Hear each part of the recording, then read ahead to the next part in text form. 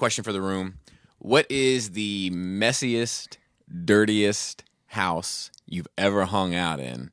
And describe it for me. Is this girl named Sarah? Oh, you got it right away. I love it. I love it when you're like, oh, I know exactly the one. Yeah, she's... Well, she lived with her parents in the basement. Right? This was back in college days. Well, I wasn't in college. Back in normal people's college days, my age. We used to hang out at her house because her parents were old as fuck.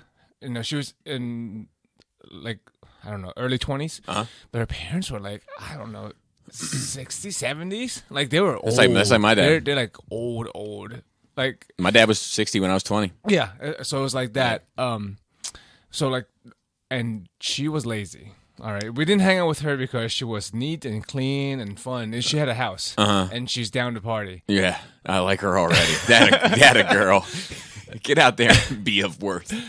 and she, I mean, she was a real good singer. She was going to... Oh, no shit. She was going to art school at the time to VCU to be like an opera singer, and she's like, good. No shit. She's good.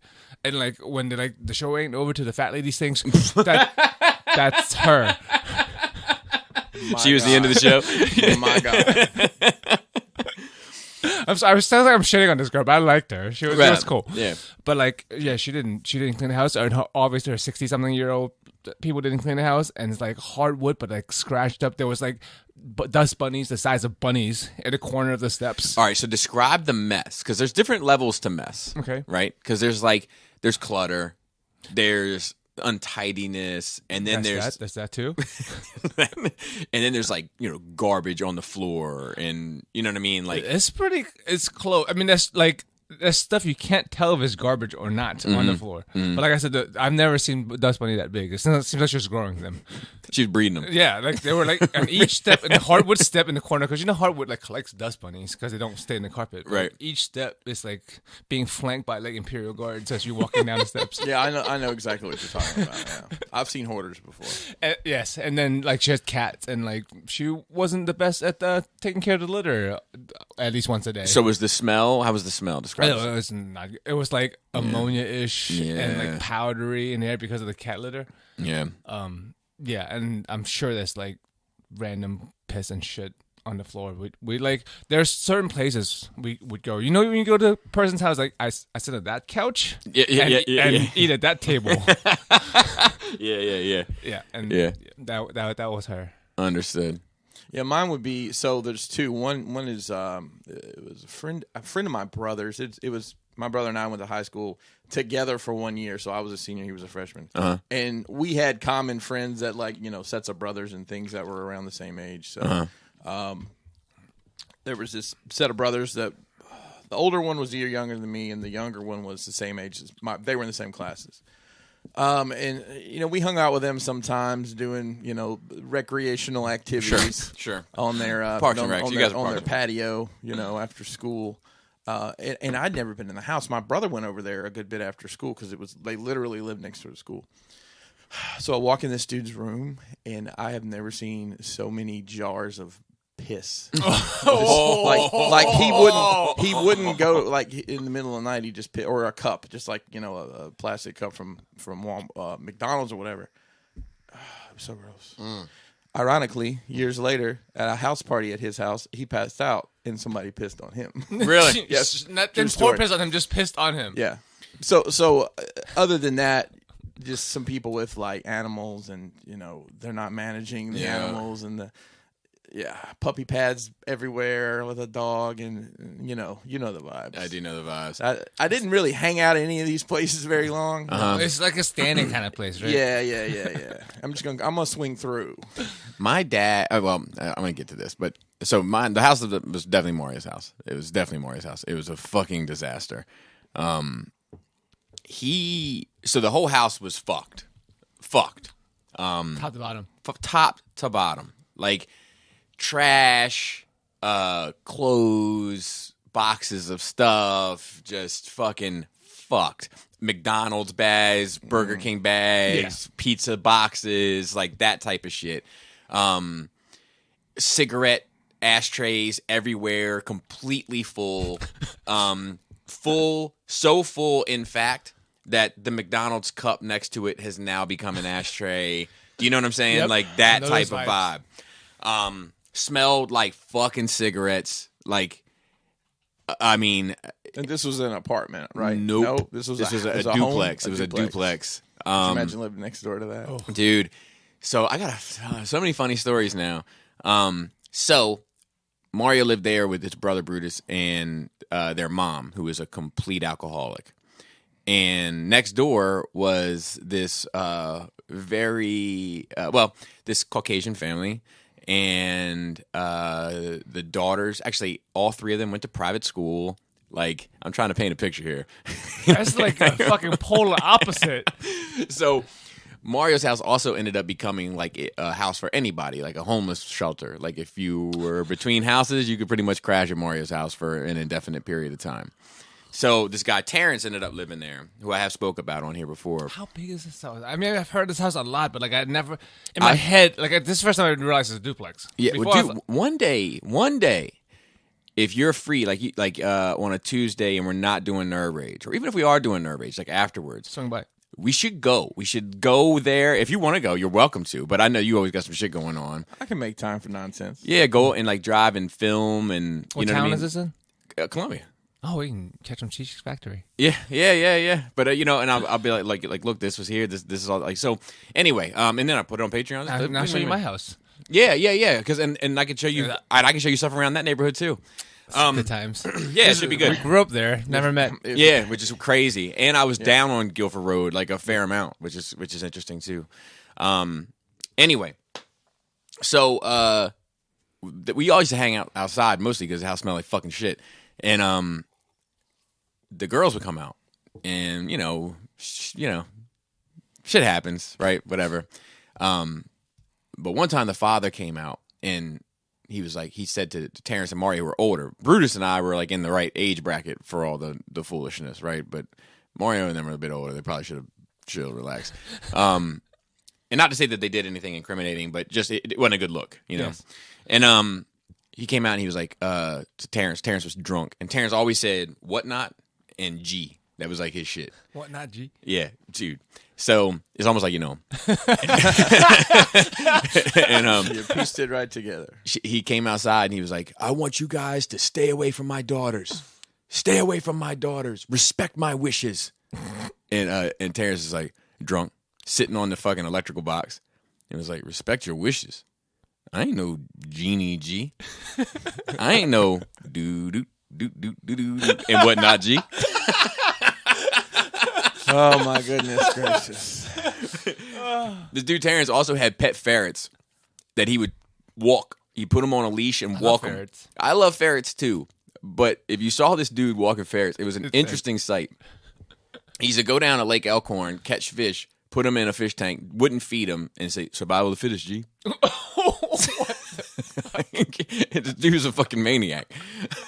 Holy mackerel! Dude, so he had I've told these stories before, I'm sure, but he had a daughter, baby Shannon, and baby Shannon was like coming up on 4. She was looking 4 in the ass, and she couldn't talk, right? But nobody was really investing into this kid either, right? Right. So he said like one day they were doing this impression of him, like they, you know, you get a fucking clown on somebody, and it's like, hey, baby Shannon, come sit on my knee. What color is this, baby Shannon? Da. Nah, it ain't red, G. What color? Da. Nah, it ain't blue either. What color is it? Da. That's right, G. It's green.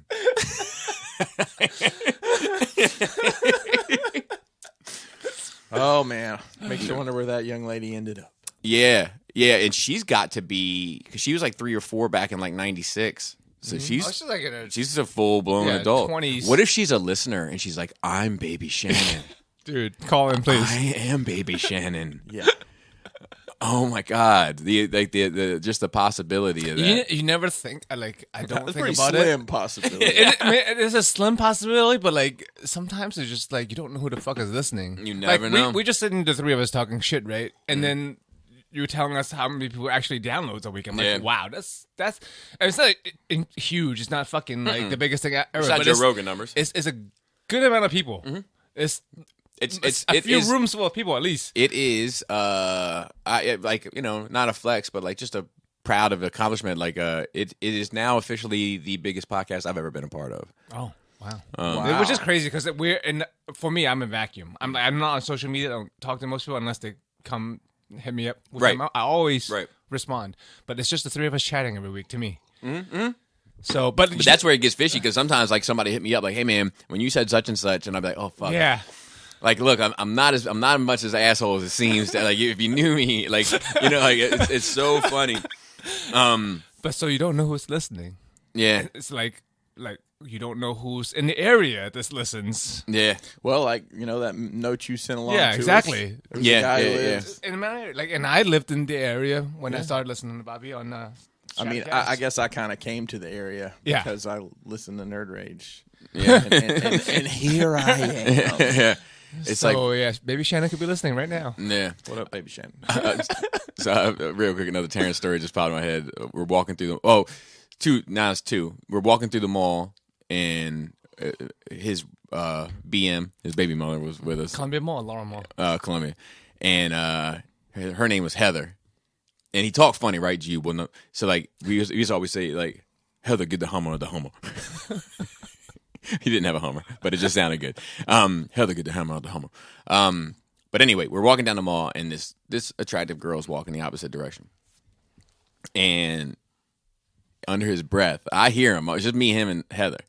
He's like, "I would fuck you, G." just like that, right?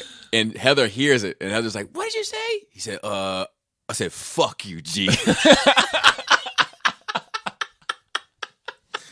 Wow. I fucking fell out in the mall. Dude, I have so many stories about that fucking mall, too, now. Like, Shane, hanging out with Shane in the front. He's smoking a cigarette. He was dating this girl, Jenny C. She was a fucking bitch, dude. She tried to have me work at the jewelry store? No, she should have. She tried to have me killed. That's a fact. But wow. yeah, like put out a hit, basically. Like, I will pay this much money if somebody fucking puts this dude in a box. Like, that's amazing. What did you possibly do to her that got her her ire up? So what's funny is it wasn't even me. It was Shane. Shane and her were dating. Shane was just funny, and it all started this one night. She wanted Shane to stop smoking cigarettes, and we're all sitting outside Columbia Mall, and she's like, "It's either me or the cigarettes. You got to make a decision." And like Shane's still smoking this cigarette, and like 5 minutes goes by, it's quiet. Like 10 minutes goes by, silence. And they're like, "What's it gonna be?" And he's like, "It's a big fucking decision. I need time to think about it." That's fair. Then their relationship went south. But you wonder? But that's quite a feat to like have had a hit put on you. yeah, I mean, That's not something that happens to everybody. She didn't have any takers. But still, she offered it. The desire is there. The only reason why I knew was because somebody came to me and was like, "Look, I was in a room where this was mentioned, and just want to let you bring it to your attention." And I actually, a friend of mine that I lost a couple years ago to like, I still don't know even how. Like, she went to sleep, didn't wake up, type of thing, and like my age, you know. But she, I told her, and she went looking for her with the intention of sending her straight to the moon, but couldn't find her. It was like one of the few like female friends I had growing up. Bobby, just out of curiosity, what was your life worth back then? Do you remember? So only $1,000. Oh, that's a good amount. Yeah, especially if you're like 19, Exactly, 20. that's a lot of money. Yeah. I don't think I could come up with $1,000 that easily at that age to kill somebody. no. Yeah, and like she was taking out all of her frustrations on Shane, on me, was really what it was. But I didn't really have much to do with it. But she fucking hated me. I mean, she couldn't do anything to him, so you gotta redirect that shit somewhere. Yeah, I'm You're a hoping bad influence is what it was. maybe. But Shane was a bad influence. I don't know. We were bad influences on each other. Dude, Shane's mom and my grandma used to have little committee meetings and decide like how they were going to get us on the right track. It's sort of worked. Yeah. You know, the collective of lights. So anyway, the Dirty House. Yes, the other Terrence story, real quick. Oh yeah. We're all sitting down at the kitchen table and talking about, you know, the ancient old conversation of what would you do if you won the lottery, right? It comes up. And you know, everybody says their bit, and then it gets to him, and he was like, whew, he just went, whew, and Heather went, "What would you do? What would you do with all that money?" And he was like, "What'd I do with it? I'd leave your ass, G." Oh man, the dude was a pistol. He also almost tried to get me fucked up too because that was when I think I told the story. And for everybody that's listening to this, like I hate all these stories. Sorry, but I just got a PM this morning that was like, dude, I love this story. So I mean, also somebody gonna win, somebody gonna lose. There's also new listeners, right? So apparently, I have Mario's house, a whole bunch of people over there, and somebody mentions this guy Joe, and the only Joe I know is Crackhead Joe at the time. wow. And so I just said, just for clarification, Is that a subtle crackhead or legit? That's crackhead? legit. That's committed to the lifestyle. I got you. So I just for clarification's sake, I was like Crackhead Joe, and like the room got weird, like immediately, and I was like, oh shit. And then Terrence was like, whoa, time out. That was the other thing he said, time out, G. That's my brother and whatnot. And I was like, oh fuck. I was like, I didn't know. Whatever. So I was sleeping over Mario's house that night, and I heard all this commotion upstairs. And he was like, I'm gonna go down and shoot that motherfucker. I'm gonna shoot him, talking shit about me. Yeah, I'm a crackhead. So what? He smokes pot, doesn't he? He's a pothead. So I had this butterfly knife. Is all I had, and I just peeled it out and like put it underneath my pillow. And I was like, I'm stabbing me a fucking crackhead if I got another one. I'm gonna stab you, crackhead tonight. like that. I'm 16, 17 at the time. And then I heard like the chairs start moving. I was like, oh shit! Like I got tight, like and then he started coming towards the door, and Mario got in front. I could hear Mario saying like, "You're gonna have to shoot me to shoot him." And then he was like, then he just cursed a whole bunch and stormed out of the house. But it was exciting times, man. Maybe I'll do some reminiscing with Dante for 300 when he gets here because he was there for a lot of them. I mean, like ass whippings and it's also not a girl stripping in the basement and just wild shit. Like like the older guys, like because we were like 16, 17, some of these guys were like 24, 25, and like they would play this big bank take little bank where like you just go into your pockets and you put out all your money and like whoever had the most money took all the rest. Like crazy shit that this dude Wally, like him one time walking down the road with him. And he was like, man, fuck all. He's a big dude. He was like, man, fuck all this walking. Let's go buy a car. Just bought a car with cash because he was like a professional gambler. He was like, we had to go pick him up from these like spots at night, like in the back of like a Jiffy Lube or some shit, like crazy shit. Wild stories, man. Anyway, with that, we are recording 300 this Saturday, which I'm looking forward to. Should be a good time. And I got to decide what to do with it as far as how early to put it up. I'll probably hold on to it. Put it up early on Patreon around the 300 time, and then on regular time for everybody else. But Chris, you got coffee first. Joe, how was your nerd week? Bruh. Willy's Wonderland is amazing. You liked it? I fucking loved it. Dude, he didn't say a line in the entire fucking movie. What are we talking about? Nicolas Cage, 5 for Night. Dude, it is so fucking entertaining. Like we rented it because like I actually paid for it. I don't fucking pay for shit. No, but I was like, I actually paid for it because we scrolled by this and we watched a real shitty jiu-jitsu movie. Yeah, Nicolas Cage, but like we like Nicolas Cage movies, but that one was real bad. So I was on the fence about this one. So I went to check my usual. I Googled the movie name to look for the Rotten Tomato and Google rating. Yeah. It's high on both of them. On Rotten Tomato, it's high. So I was like, okay. It's worth my fucking $4-5 or whatever. Did not regret. No, I enjoyed it. I mean, I don't think it's something I'm going to, fondly watch on repeat or anything, but it's fun. No, it's fucking fun. And it's like, it's much better than I thought. Like there was actually some kind of story to it. Yeah. I want some punch though. I tell you what. What that fucking drink? Yeah. He like fucking keep drinking. I was like, they have to be advertising this. Did they make this whole movie to advertise a new product? I know, right? And I'm trying to find it because I love energy drinks. It's not real. It's not fucking real, but like it's an untapped potential. I bet you if they made it, I'd buy all of it. Sure, there you go, dude. There'll be a Kickstarter for it. He cracked like a dozen of them throughout the movie. Well, he had his watch on his watch. Yeah. His timer. He took his break. Bro, and played pinball. I want it and grunted.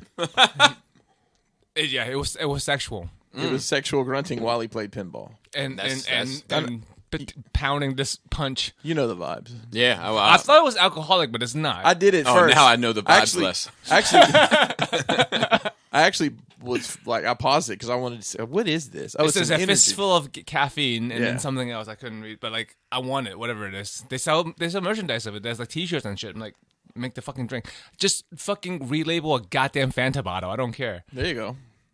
But I Because them you to lie said to it wasn't like anything to write home about last week, Mm-hmm. so like that also brought my expectations a little bit down. Yeah. Because you didn't, you just said you watched it, but you didn't tell me it was I mean, it was a fun romp. There amazing. was no character Amazing. development. I recognize some For of what the, it is, The peak of cinematic peak performance. of Nicolas Cage movies. So That's not a small order. So the older lady that's like the police chief. Yes, So that the only other thing I've ever seen her in is she was Dwight Schrute from The Office, the American version, Bobby. I'm a fan of it. Love it. Yeah.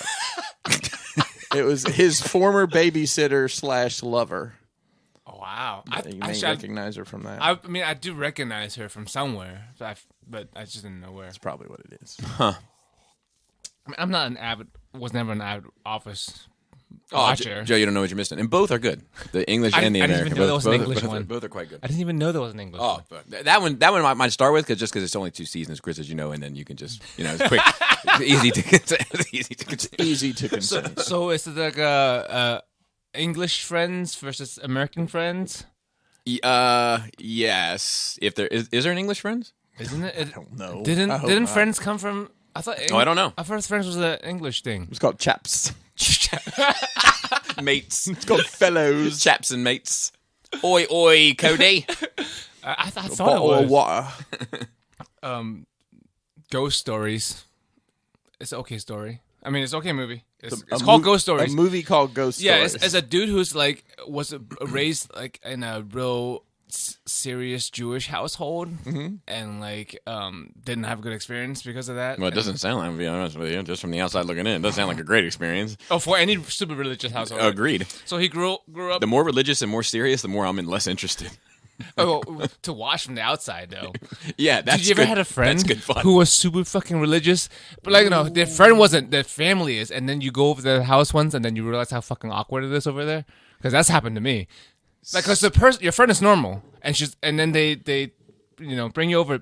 Just to let you know, my parents are super religious, so watch what you say and shit. And then you walk in, and then there's fucking crosses everywhere and shit. Well, I'll tell you, going to Chapelgate Christian Academy, That sounds like a prison. I'm just going to be honest with it you. felt like a prison. Or a psych ward. I went there for 2 years, and that experience, I could go on and on about my experience there because it was just so mind blowing to me. Like when you grow up Catholic, and then later it revert to Episcopal because your mom is loose caboose. Oh, so like Oh, because you boy. like to eat fish. Your mom gets outside.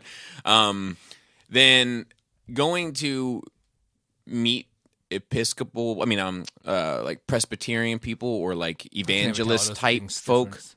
It's a mind blowing experience because,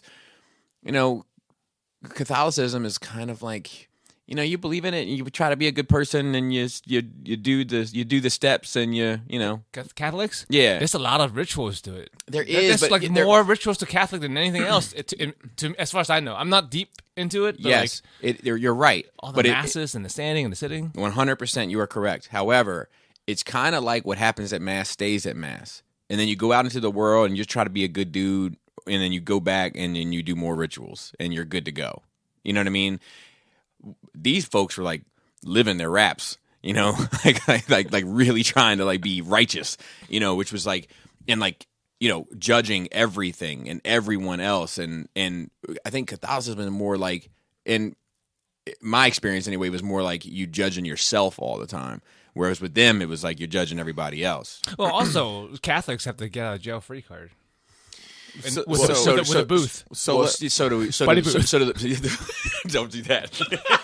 so I grew up. That's my little buddy booth.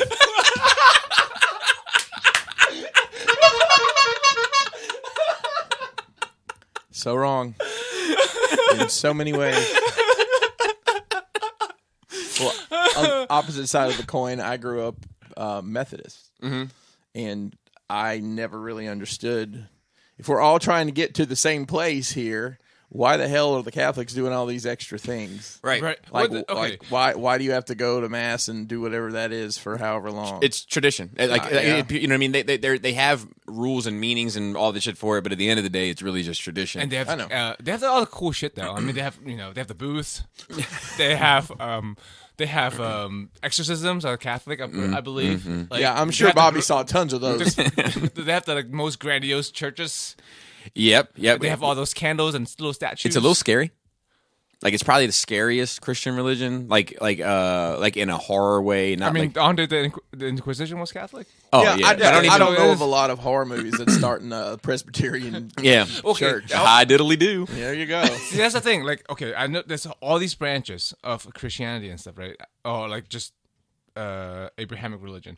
So obviously the Jewish and Muslim, their own thing of the big three. It's Christianity. So I know Catholic. I know what they're like. I know Baptist. I know Southern Baptist. I know what that's like. Right? Yeah. The fire and brimstone because So Baptists, Methodists, I don't know- Presbyterian. Hang on, I'm probably going to get corrected by because I know the names, but generically speaking, I've been to it's all the Lutheran. churches. Isn't Lutheran a thing? Lutheran's different.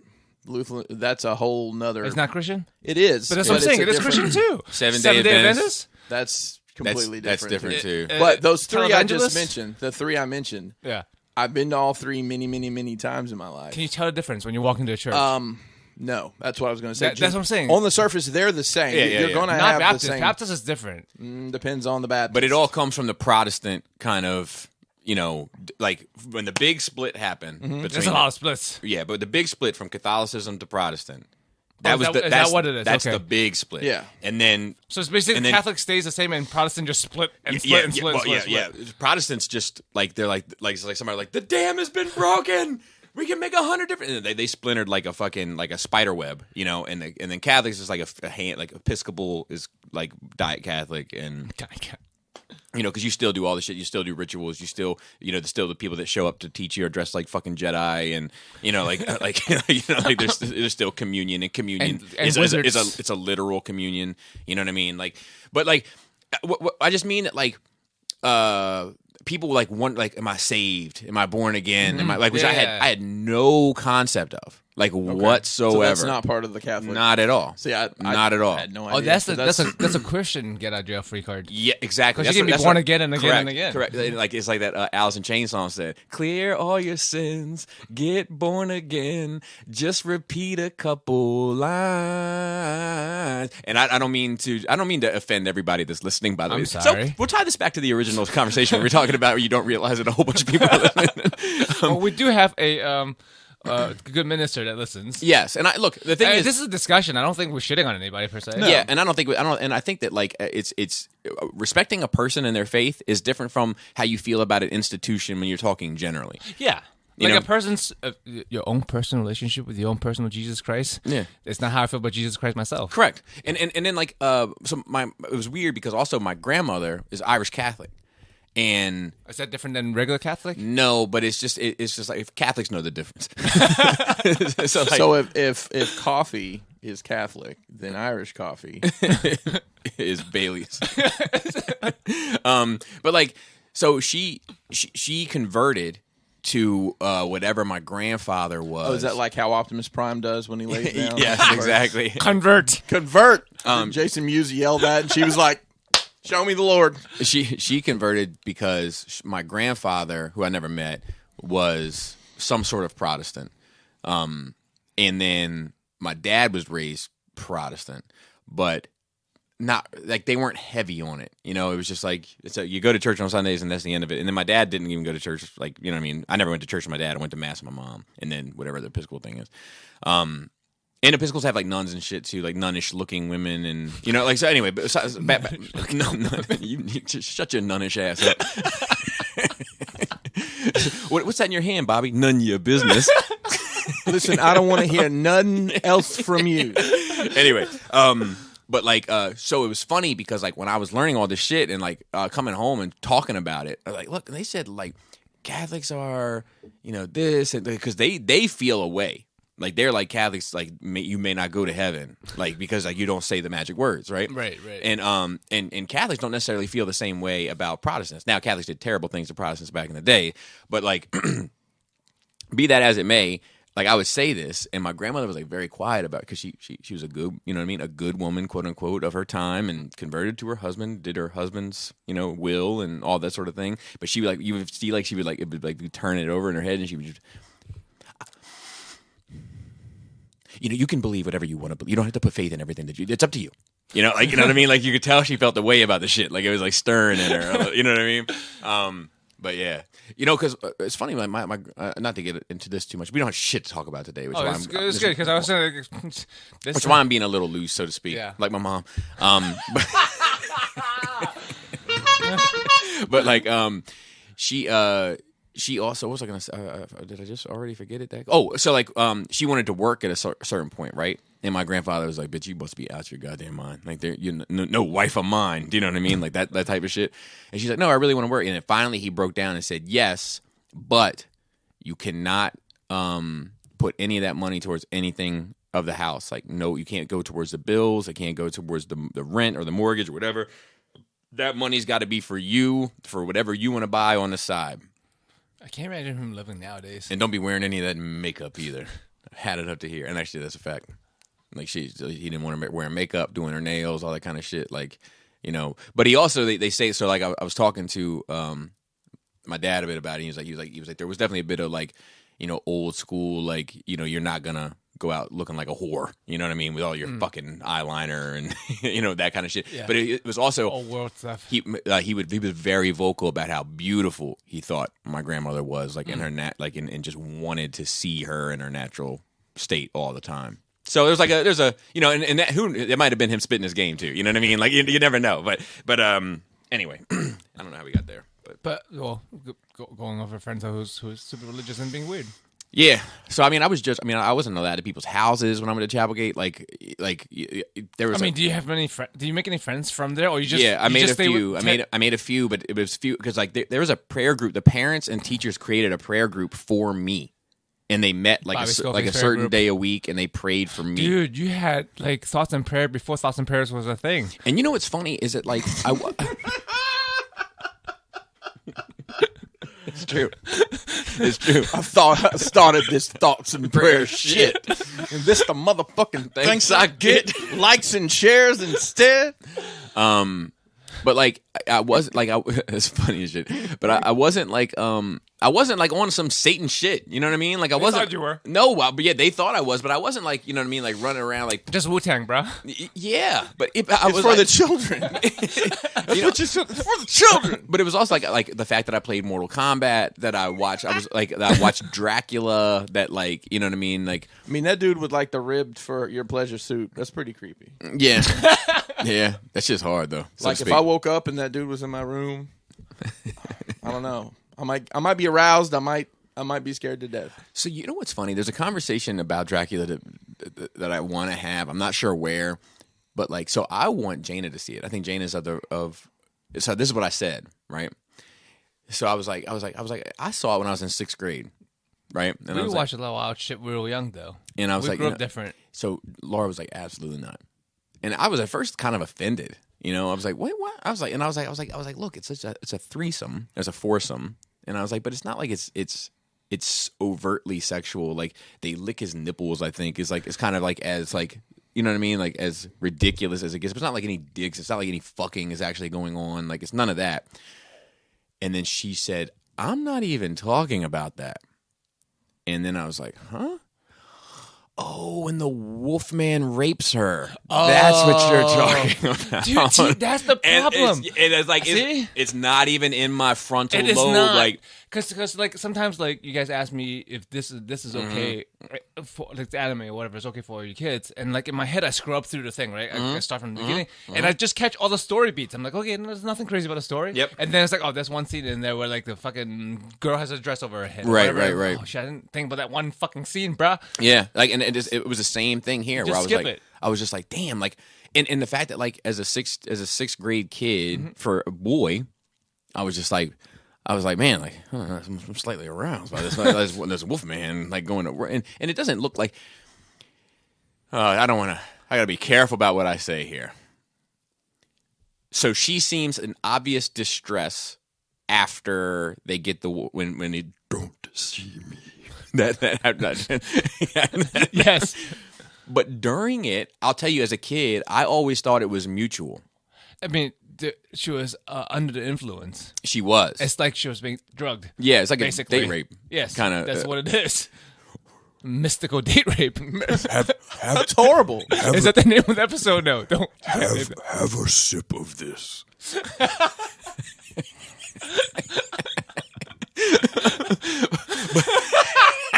God damn it.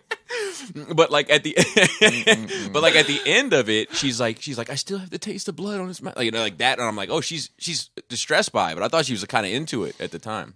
But yeah, it is interesting how, like sometimes like the rules aren't the same for and like if it's a rape thing, like I probably should hold off on that with Jana for a bit. But if I had a boy, I'd be like, look at that, that's called a machine gun right there.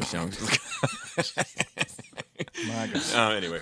Also, so it's teaching women for the boys, like you don't do that. That's the part you don't do. Yeah, well, I wouldn't have even. Here's the thing. I think teaching me about it would have made it worse for me then. Because to me, I just thought it was two people having sex. She just was into wolf people.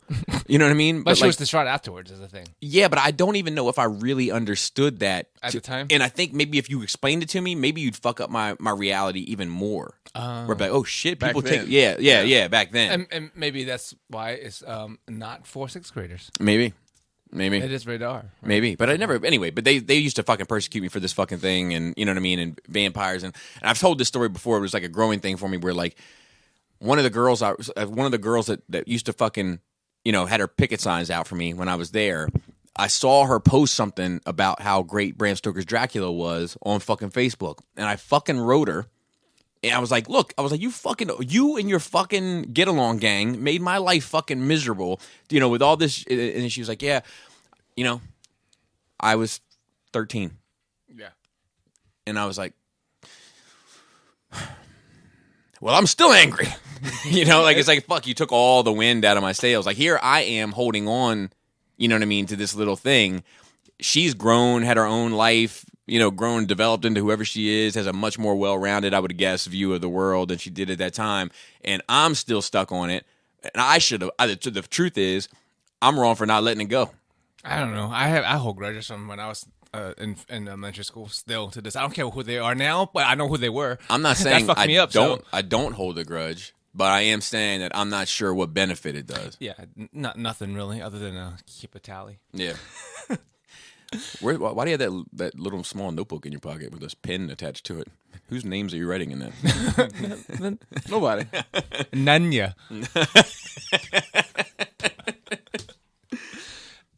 But so yeah, this movie was called Ghost Stories about this Jewish guy who grew up, then became atheist and wanted to disprove everything. So, and he does. He makes a living off of doing documentaries where he like disprove psychics, like how they have earpieces in and cold reading and stuff. But then he finds out there might be more than the natural world, but then there might not be. So like the ending is, the ending was good. The ending made it worth it. And Bilbo Baggins was in it. What's his name? Bilbo? Yeah, he was in. Young Bilbo or old Bilbo? Young Bilbo. Oh, okay. Not that he was that young, but he was also in Shields or yeah. He's in it, and he's good. Dude, watch more catching up Krista on life. We watched The Dead Zone, the old one, not the TV series. Dude, Christopher Walken, man. Christopher Walken's the main character, man. Yeah, I don't know if I've seen it. Maybe you should. It's pretty good. It's pretty good. It's one of those old Stephen King movies. Let me see. I can see why they made it into a series because it seems to be three very distinct parts to this man's life. Yeah, no, I definitely have not seen it. Let's try it. Dude, that's young Christopher Walken. Exactly. Yeah, good. Serious actor Christopher Walken, but it's funny because we know him now, right? And like him as a character of himself, right? Yeah, right. That's how we know him now, right? But like also that is him. Like he starts off the movie opening. No spoilers. You have it's been out for fucking 100 years. Yes, and also like I think you guys, or at least you, would probably like to give it a watch. Yeah. You like movies and shit. Like he starts off with reading like a passage from The Raven. Oh, really? But little Baltimore action in there. I laughed because it was in the Christopher Walken way. Right. So it's like he's being a character of himself, but this was just him acting. It's like a little tease of it. Yes. Yeah. As of someone generally rapping. What's the first movie that you saw where you were like, this guy's this guy is something special in a way. Like, because I want to say for me, Pulp Fiction. Yeah, so that's up there for me. It's either, so it's like a trifecta. I saw them all around the same time. Pulp Fiction, King of New York. Oh, they watched that. And Prophecy. Oh yes, Prophecy. Yes, he's Gabriel. Yeah. Yeah. I mean, that's one of the movies when you really take him seriously. But King of New York, it was great, man. If you've never seen it, that's another one you should check out. Like, you guys got fat while I was starving on the streets. You guys, if you sell a nickel bag gets sold in Central Park, I want in. It's like a classic. It's like Gangster movie. Yes, but it's like if you were like, I really like Al Pacino. It's like, have you ever seen Scarface? No. Like, oh, you should probably see it because it's like one of his, like, you know what I mean? It's like that for him. Yeah, and then he also like one of his favorite books to read is Sleepy Hollow. In the movie, exactly. And then 20 years later, he was in it. His teeth were all fucked up. That's great, dude. I went across a bridge 2 days ago driving, and this bridge felt like Sleepy Hollow, and I'd never been on it. And it was in Columbia. It's like it's a little road that sits next to 29, between like Broken Land and John Hopkins, or whatever it is, that next road down. And it's like a bridge there. Yeah, it's a little road. It runs parallel to 29. Like it goes on. It's like twisted. It's probably a horse wagon trail. It's crazy. Like it's like you're going to grandma's house. Like you go like over the river. That was the bridge part. Through the woods. And like there's this little bridge, and it was a 1-lane bridge. Like crazy. I never knew it was there. But I felt like the Headless Horseman couldn't get me once I went on the other side of it. Your safety net. Yeah. And a good movie. A good with whatchamacallit? E.M. Tyler might not think so. Okay. Main star of the movie is Anthony Mackie. So. Oh yes. So he might come on Saturday, right? Oh yes. And I have a question that I want to ask him about Anthony Mackie, because I have a theory, and I don't think he listens to this show. So Anthony Mackie, I don't think does. No, I don't think E.M. Tyler does either on a regular basis. I know he checks it out from time to time. So I'm going to just throw the dice on it. I think they favor one another. Not identical. You know, you wouldn't mistaken one for the other, but I think they favor one another. And here's my theory. Are you ready? Mm-hmm. Oh, yeah. I think his wife said something about him one time. Oh! And ever since then, he's been on some fuck him energy. And I think she's kind of an innocent bystander because she's just attracted to a similar kind of aesthetic. That's funny. I mean, is a good-looking actor. I don't disagree. It's like it's normal. Yeah, but I'm just saying. I think that's my theory. I'm gonna test it on Saturday. Yeah, that's my dude. theory. Yeah, that's my theory. Is she going to be here? That's my working theory. She's a cool lady. She's great. She's great. Yeah. And but yeah, this movie called Synchronic is on Netflix. It's called what? Synchronic. Like I saw it up like there. Synchronicity, or synchronized, but synchronic. It's like at its core is a sci-fi movie. I don't want to spoil it, like because I didn't know what it was reading just the the descriptions on Netflix blurb. Aren't But great like, a lot I of the kind of time. like it because like it makes me want to know more, I'll watch it. Right. If it tells me too much, like sometimes when you just leave your cursor on a movie, it will start playing like a trailer, but it's like Right. a really in-depth trailer. I'm like, oh, I just watched the whole movie. I don't need to watch this shit. Right. Because it's just like scenes throughout the entire fucking movie. But at its core, it's a sci-fi movie. But I think it's really about the character. It's heavy. It's heavy. Like there was no like real laughing moment in there. But like throughout the movie, it's just like, God damn, this is heavy. And it's really about the relationship between two best friends. And with very different lifestyles, but really human. They're like real people. People you would meet. Right. And they're like partners in an ambulance. They're both EMTs. But yeah. Oh, maybe. Yeah. I don't know if Evan wants to watch this movie even more. If that was the case. Yeah. But I that's my recommend of the week. I highly recommend. Copy that. Synchronic. And it's also Synchronic. highly rated on both Google user and Rotten Tomato. Nice. That's usually, like I said, my gauge. If it's good on both, then I can recommend it. And that's all I did for my nerd stuff. And shout out to Caleb. Subscribe to Twitch. Nice. Shoki keeps showing up. Thank you. And Callie. All right. Yeah. Oh yeah, Like, Callie. not Kale. Yeah. Stopped by, hung out, talked about, answered questions I had about Hawaii. Yeah, he sent me well, he wrote a message about like he was like, I think Bobby would like this part but not this part. like he was like it gets buggy in certain parts. Yeah. Also, like he's like, oh yeah, it's everything's on the main island. Because I was like, what? I like all these foods. I like these kind of stores. And it's like, yeah, main island. Everything's on the main island. And Kale is a cool dude, and he's super cool. Yeah. He got that Yeah, Hawaii I've vibe. talked- yes, 100%. Laid back. I'll talk to him a bit too. Yeah. What else? What you got, Chris? So I watched a horrible movie, the 2018 King Arthur movie. I think Guy Ritchie was. He in liked it. Yeah, That was fucking awful.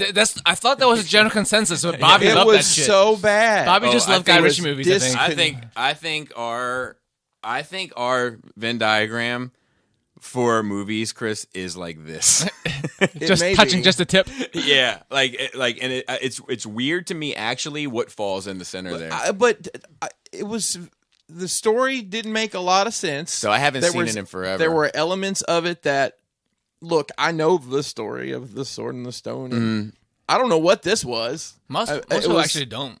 They well, think they do. Right, but and that may have been some of it, but I don't know. I just thought it was bad. Oh, I really Like, enjoyed it. It seemed like shit was just blowing up for blowing up sake, and The Michael music Bay is movie? great. It's shot well. I like the story. there are I some like the great characters. shots. I Yeah, will like, say it is shot well. I like that movie, man. But like the Sword and the Stone is not Excalibur. That's why people are mistaken. Well, The Lady of the Lake gives King Arthur Excalibur. The Sword and the Stone is the sword of selection, which is Caliburn, which breaks later, and that's why the lady had to give him Excalibur. But anyway, I'm into the myths of things. Did you learn this when you were living in England for a while? I did grow up in England. I did grow up British, I mean. No, I learned this from anime, actually. anyways, I don't know. I didn't like it. Sorry. You don't have to apologize to me. I don't run the fan group. Okay. Are you sure? No. Are you sure? He's But I do like it. He's probably a member. And that soundtrack is fucking phenomenal. The score Yeah. of it is fucking incredible. But yeah, I like it. So we finished watching that Lost Pirate Kingdom Yeah, documentary thing on. What are we going to call these shows? It's told as a documentary, but obviously there's no footage of any of this, so people are acting these things out. What do you? I think it's just a documentary. historical reenactment. I mean, I guess that's I think what a it documentary with reenactmentary. It doesn't have the same ring to it. Let's just go with documentary with reenactments. So I mean, as long as they actually have documents they're going through. I guess, yeah, and they talk to people who seem to be some sort of professionals about it, but Professional pirate reenactors. no, not the historians or whatever who know about it. Historials, just made that up. I like that. Yeah, I'm good. I'm good with that. So the Spread the word. Blackbeard, obviously you've heard of Blackbeard Yes. the Yes. pirate. He's appeared in many different fan. I think he's also created many animations. miniature golf courses. He probably has, but he had syphilis, and that basically drove him mad until he was killed.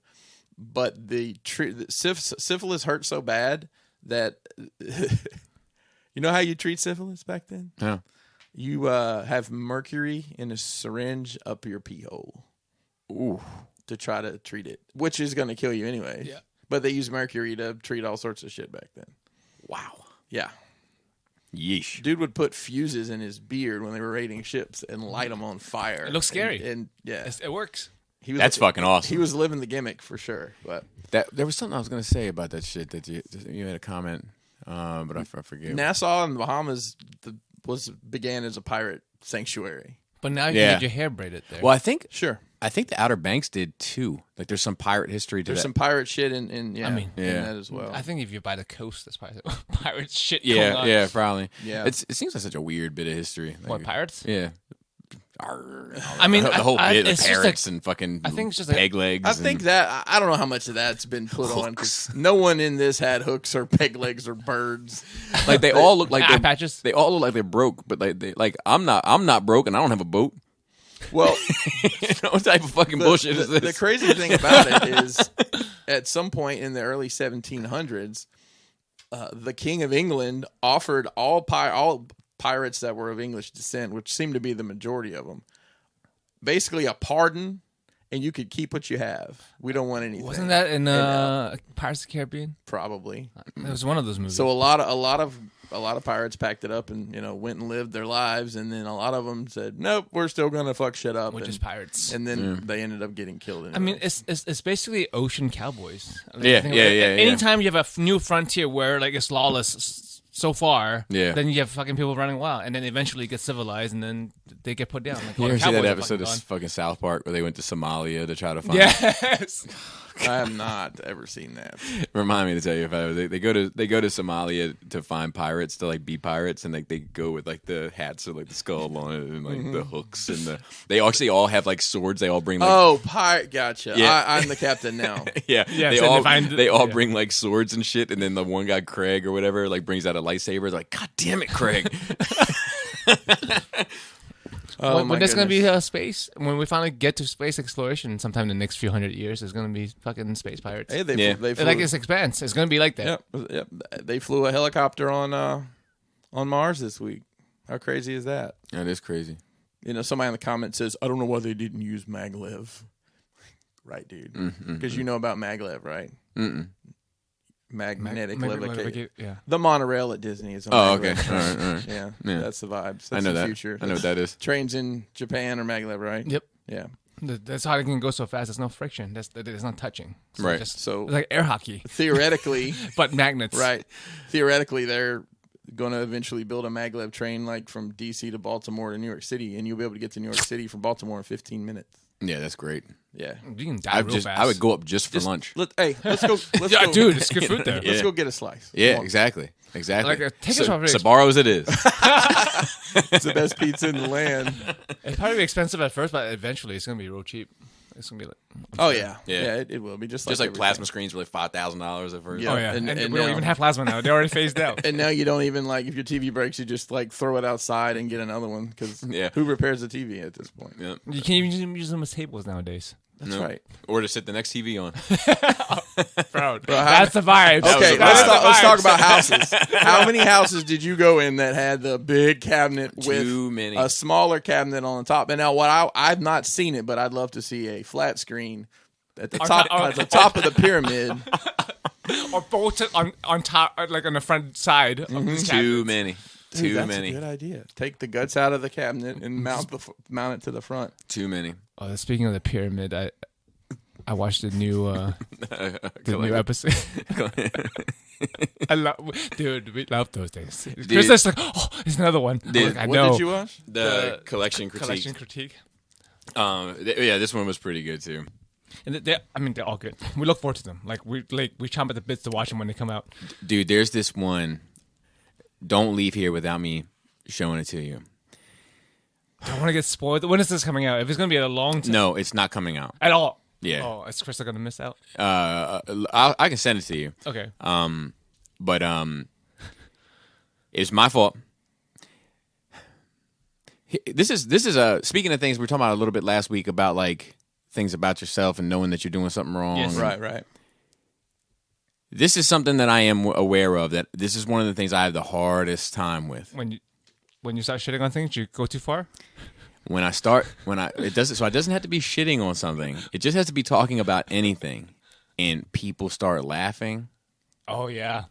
It's like, remember that Critters ball in Critters 2? Wow. Yes. That's very That specific. just devours everything Yes. in its path and gets bigger. That's what it becomes. That's why you always have to have someone near you when you. That's why.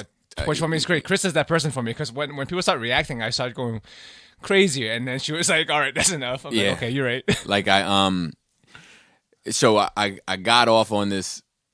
I was frustrated with this one collection, and not specific. This person's a victim of circumstance in many ways, but I had been, we're looking at a few.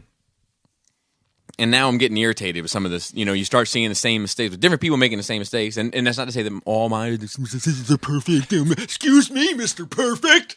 But it's just saying that, like, you start getting irritated by like seeing the same shit, and this one just fucking set me off. And I said this one little thing, and Robert started laughing, and then I was like, I went too far. And I mean, I debated on whether or not to even put it on Patreon because like it was like And this is not the first time you've had to cut something out of yeah. Every now and then I got to cut something of the critiques. Most of the time it's because it's like most of the time. Just to be fair, most of the shit that I cut out of dummies for the Patreon stuff is when they're talking about something in their personal lives that I know they don't want everybody to be privy to. Okay.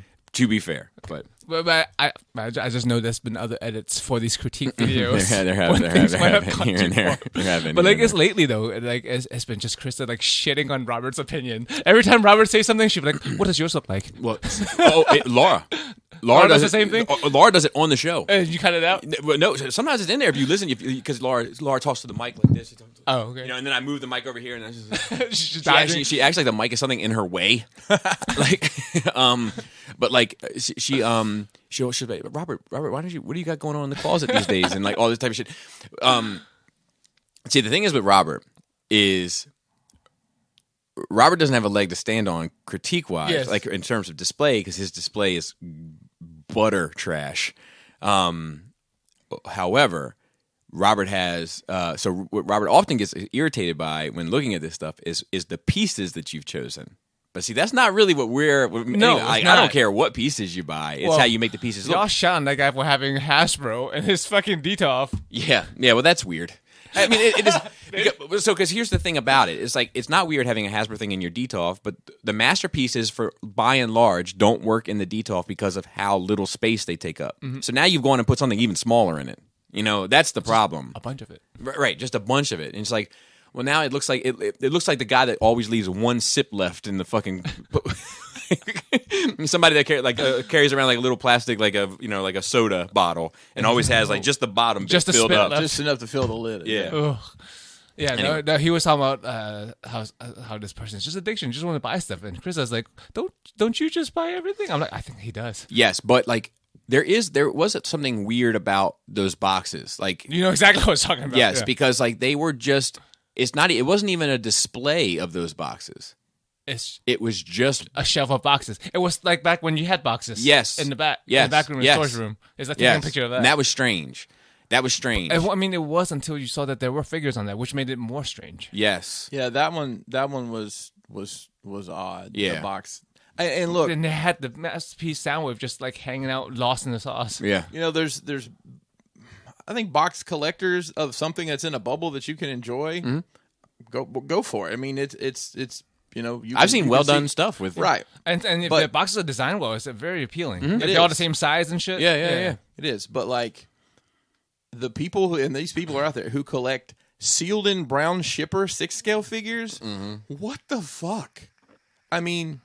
Because there's people out there, I only collect sealed the shipper. They don't even open it. No, that's got to be. Well, when I keep boxes, I do keep the shipper too because the shipper has numbers and shit on it. People are weird about it. Keeping the shipper is fine. Not even opening. It almost the like shipper. it just protects the art box too. Yes, in most cases. But it's like why they just want to own the thing. Yeah, or invest. It's an investment. I mean, it's the same with Mezco. There's a ton of inbox Mezco collectors. They've got some now. They come in a plastic bag and they come. They've got tissue over them as well. Right. Yep. Okay, great. You've got a box with. I mean, you don't even check to make sure all the pieces just are. Make a whole bunch. Be like, look, these are all double layered tissues. Double layers. Don't open it.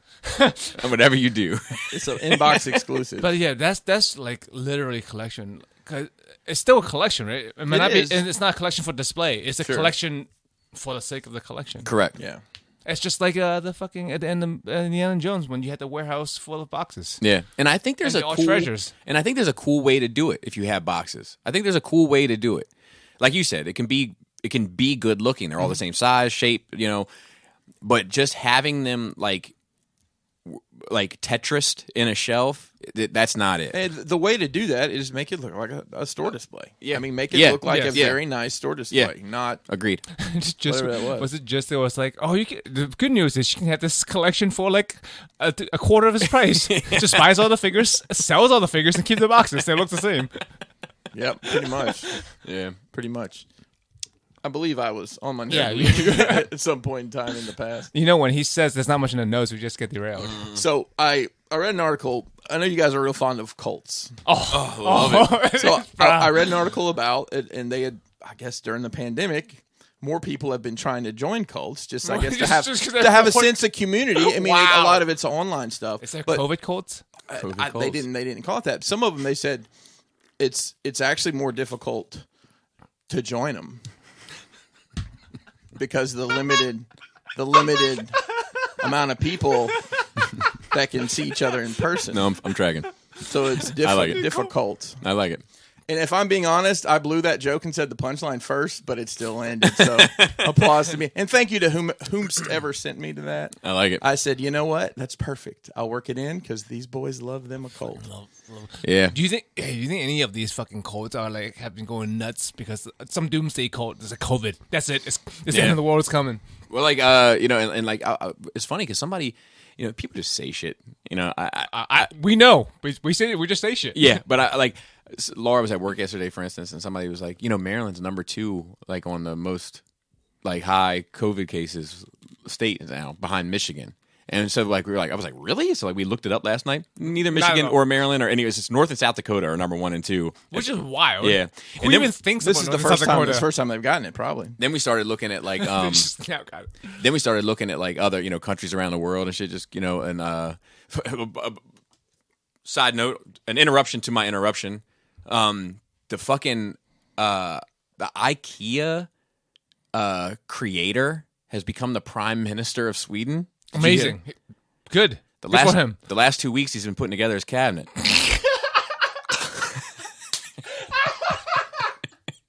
That's a good one, Bobby.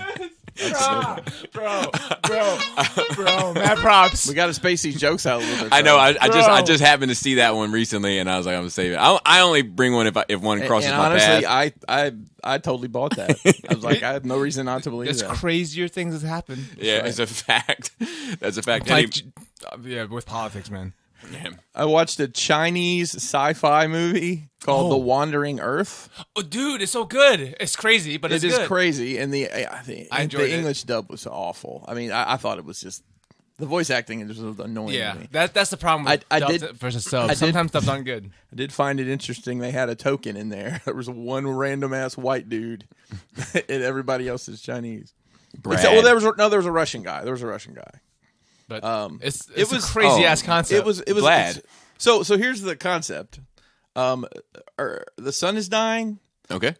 So they put like 11,000 giant boosters into the Earth, and they moving the a planet spaceship, Okay, spaceship Earth. to get a made little it- closer. to get to another sun. It's going to take 2,500 years to do it. It's a generational ship. I mean, It's a generational shit. That's not gonna work.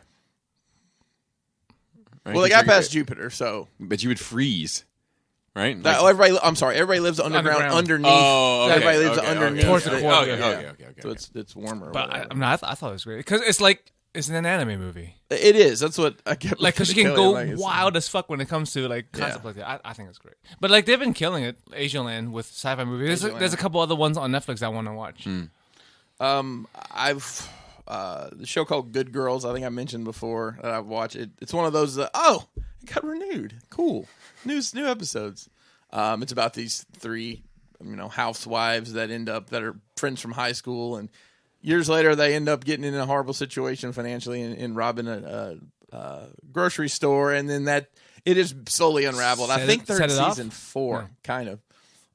Involved in some drug kingpin and counterfeiting money, and it's a good story. I've I enjoyed thought it. it was a movie. Probably is too. Wasn't it a bunch of cheerleaders that like start robbing people? That's Bring It On, too. That's not Bring It On, but I know It's what you're already talking about. Mayans, which is a spinoff of Sons of Anarchy, is back on. Been watching that. I keep thinking every time you say that, I keep thinking about like Mayans, the native people. Right. So that's what these guys are, native people that are in a motorcycle gang. I started watching this series, and I'd kind of always known. I've always known it was there. I just kind of, I don't know, not avoided it, but didn't want to see it. But I finally decided it's called The Dark Side of the Ring. It's on Vice. It's about pro wrestling. Okay. Tragedies. That's in cool. pro Oh, wrestling. that's fucking cool. That's I mean, interesting. not the tragedies, but Right. the concept. So it's been on. They've just started, I think, the 3rd season. But like I've watched the first 3 episodes. The first one was about Macho Man Randy Savage and Miss Elizabeth, and that was a pretty fucking tragic story. I don't know. Miss Elizabeth is. She was kind of in the wrestling business, right? Like she was a character. So they were married like years before. You know, they had the big wedding. The Macho Man and Elizabeth got married. I don't know if you guys remember that. Like Vaguely. SummerSlam '80. Yeah, I remember vaguely. they married, but like I don't remember who the lady was. Anyways, they were together and traveled together and got famous together. And he was like super protective over her, like wouldn't let her get dressed with the rest of the women. And they had Hulk Hogan's ex-wife Linda on there, who they were all tight because Elizabeth is passed away, and so is Randy Savage. So they're telling this from the past, but she got mixed up with Lex Luger. I don't know if you know who he is. Yes. I know the name. He's not his. Yeah, because I remember I always thought of Lex Luthor. Right, me Right, too. me too. But he was jacked. So they basically got strung out on pills, and she OD'd in his condo in Atlanta. And he died several years later. But the second one was about the Montreal Screwjob. I don't know if you guys are familiar with that. Nope. Bret Hart was leaving WWE back in, it was the late 90s. And he wouldn't drop the belt to Shawn Michaels. He just wouldn't do it. And they basically screwed him, and, he got put in submission, and they rang the bell immediately and literally ran away with the belt. It's a lot. And I had heard that story from several different directions over the years. Yeah, I'm going to check some of this out. I'm interested in this. And the third one was about the death of Bruiser Brody, which is probably one of the saddest things that ever happened in wrestling. So Bruiser Brody in the 70s and 80s was this guy. I mean, he was like my height. He was like 6'6", 6'7", wild, freaking curly hair and a big beard, and did the whole kind of Psycho from the Woods gimmick a little bit. Traveled all over the country. He was huge in Japan. Big in Japan, Joe. Big in Japan. I mean, he's very big in Japan. Yeah. He's probably twice the size of everybody in Japan. Yeah. So as the story goes, he got stabbed in a shower in Puerto Rico. And wrestling in Puerto Rico during that time, and maybe even to this day, they don't think there's anything put on. They think this, and it's a blood feud every time. People bleed all over the place. There's a lot of variables going on, but he ended up dying in Puerto Rico. Under circumstances that probably had something to do with his them owing him like $25,000. I think from the outside looking in, like for a long time now, to me, I don't know why it's still going on, or like if anything, maybe things have changed. But to me, like professional wrestling is just all tragic. It's all tragedy. So it's like nothing fucking good ends up with any of these people. Some of them get Hollywood careers, like The Rock. And John Cena, and I think there's been fair. Well, I will say this: the generation that's wrestling now, I think, are the most healthy mentally and physically that have ever wrestled. Okay. So as times, because growing up, like all you hear is concussions. It was a lot of just concussions. There's a 2-part episode that I am dreading watching of this series about Chris Benoit. Oh. You guys know about Chris Benoit. Yeah, Chris Benoit was a wrestler forever. Probably, I mean, it's the hard pill to fucking swallow. But probably crazy. one of the best in-ring performers. I've never heard of him. Of all time. Like, as far as technically savvy wrestling. He killed his wife, he killed his son, and he killed himself. And he was like an actual wrestler, wasn't he? I don't know if he had any at some point. If he had any amateur credentials, but apparently, they did the brain scan. He was scrambled very, very bad. Yeah, but that's I mean, that's been up in the discussion, but it will never change because America's America. Like that, like football is awful. Mm-hmm. But we never, as a country, we're never gonna let that shit go. Right. Well, I mean, the thing is like that the helmets don't help. They don't help your brain rattling around in your skull. So yeah, I agree with you. But like the thing is like, it's an interesting, because like, all right, so what are the two options there, right? Either it continues, or I guess you could see if you could create a better helmet. It's not about the helmet. I agree. So let's throw that one out.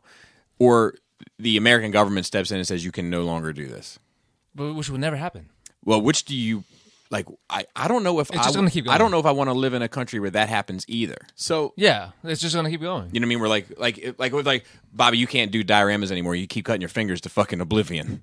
It's too dangerous. I'd be like, no, it's my fingers. No, I can cut them to shit if I want. It should it should first just like not be swept under the rug and be like openly published like that. If you play football, this happens. Like, your fucking brain is scrambled. But like, is it worth the millions of dollars to you? It's probably worth millions of dollars to me. Right. You're like, I'll give you 10 concussions for $10 million. I'm like, I think I can survive that. right. You know? I probably like, could that's too. fair, right? Yeah. But the problem is we put fucking kids in football. All right? That's the problem. You put 8-year-olds into football and then growing up all their life playing football, trying to get them, even if you're not trying to get them pro, you just put them in football. Throughout high school, you play football. And you wonder why maybe that there's the fucking stereotype out there that football jocks are fucking assholes or they do fucking crazy things. You find out concussions can do wild things to your personality. They certainly can. I think there's something to be said, though, about football is safer now than it was 10 years ago. I'm not saying it's a good thing. Yeah. And it's I mean, sure as hell they is try to safer improve safety. 20 years ago, 30 years ago. Yeah. I mean, they were wearing leather hats Yeah. and Right. running into each other at full speed. Now, on mean, the rugby other is side of still that, going on. right, on the other side of that is the amount of athleticism that has come. You know, it used to be good old boy over here is going to play, left tackle and, weigh 400 pounds and nobody cares. Well, now that guy, that would have weighed 400 pounds and nobody cares. He weighs 315 and is ripped to shreds and can tear phone books in half. And it's probably on Right. roids. Most of them on roids. just Sure, admit it, yeah. he's on. I'm not going to judge anybody for what No, they no, do no. with their body. I'm pro roids. Bro, if roids were legal, I'd be on it right. immediately. Saying that to say, wrestling rings haven't gotten any safer. I mean, they might have a little bit more give, Yeah. but I will say that the companies are doing a lot more with, I guess, looking for symptoms, getting people checked out instead of you fell through 4 flights of stairs and caught on fire. Show tomorrow is in Poughkeepsie. Make sure you're there by 7. But like I said, and now like WWE let some people go last week. Samoa Joe was somebody I've enjoyed watching over the years. He has been on the commentary desk for a year because he got a concussion doing a commercial. Well, I'm sure there's Yeah, there's some there's a sort of table spot. annual physical requirement, health wise, with these with not with wrestling, but with professional football. You would So imagine they some should cognitive begin some tests and scans. stuff. Yeah, So they should. They should begin that regular should be, scans. and maybe it is. I don't know, but because I don't know enough about the like I fucking said- industry. But I don't care that much about like grown adults doing whatever. Because like this MMA, right? You're literally kicking each other in the head. Right. That's fine with me. But like kids don't kick each other in the head. You don't put. Well, you spinning back hook kick girls in the head. That's you. That's you. Hey, take that specifically- take that S off. but she take was- that S off for one. But Girl, she was wearing headgear, right? she was. Okay, And you weren't supposed to kick her in the head. They're wearing helmets. I know. Yes. Yeah, but you're not supposed to kick people in the head. No. You were allowed. 100%. Not full strength. No, 100%.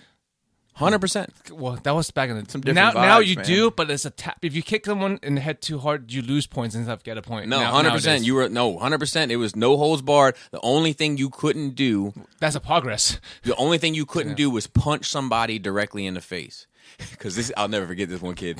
Quick side note, like somebody rocked his shit pretty good with like a kick to the stomach, Yeah. and this dude just decked the other dude, like just put him down, like put him in park. Like the dude was like, "Ta-ta!" and, then, and he's like, "Oh, ma!" And then put him. But, yeah, but that's a progress. Now, 20, 30 years later, it's a different set of rules. Yeah, that's interesting. Like, you're supposed to kick someone in the head, but show that you're completely under control. So you tap them in the head with your foot. That means you're really that fucking good and not just swinging away. You mentioned rugby. I don't really understand all of the rules of rugby. No, it's really wild to me to watch because I don't know the rules. It's like cricket. One morning I was up. You got to know what a crumpet is to understand. I was up in an odd hour of the morning and just flipping channels, and it's Australian rules football was on. That is fucking batshit crazy. If you ever want to see a sport that's Is there like kangaroo in there? 3 of them, it's a 3-sided field with 3 teams. If I was to become a fan of a sport, Australian rules, it would be whatever had 3 kangaroos in it. 3 kangaroos at ringside. Dude, I speaking love of that. kangaroos, Nelly's making mad gains, man. I don't know if you've seen him on Instagram. He's getting fucking jacked. Nelly? Lenny. Oh. What does Nelly have to do with kangaroos, bro? That Lenny that, should. that was going to be my next question. Okay, almost done here. I'm up to speed on Invincible. I am not. Okay. I enjoyed this last episode. I thought it was much better than the one before. Telling a little bit more of the story. It's it sounds like it's been hit and miss so far with episodes. There's just been one that it was just kind of a downer, and then but it bounced right back. It was just kind of a plot device. I'm running out of time. I want to watch it. I'm just running out of time to watch it because my wife's not really interested in it. So like, I have to have like time to myself, kind of. To, and you're really busy with that alone time already, right? right. No fapping to that cartoon. No. And I, of course, watched the Falcon and the Winter Soldier, which is a horrible Mackie. It's TFATWS. See, that's how you abbreviate it. TFATWS. So I'm up to speed on that. You're up to speed on that. Okay. How many more episodes are there? I think one more. Oh, nice. Oh, really? I think it's only 6 episodes. Oh, okay. What did you think of the John Walker super heel turn? The Shield beatdown. Fine.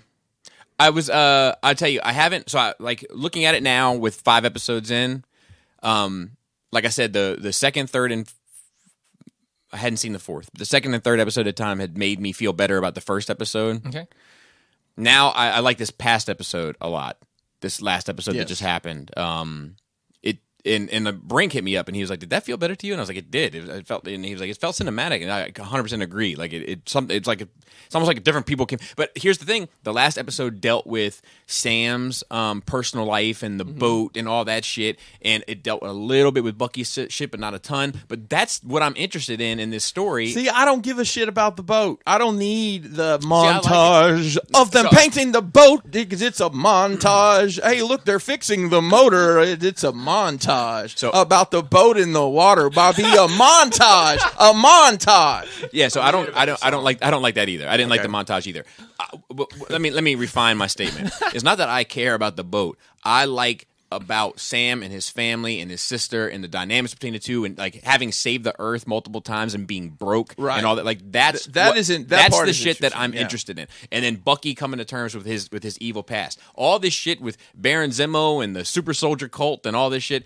I don't give 2 fucks about any of it. It's too difficult to get your head around. Too difficult to get my head around. So the most interesting takeaway I have from the the boat time is when that random pipe of no discerning value breaks loose and Bucky walks over with a wrench and he says, why don't you just use your arm? He's like, I don't know.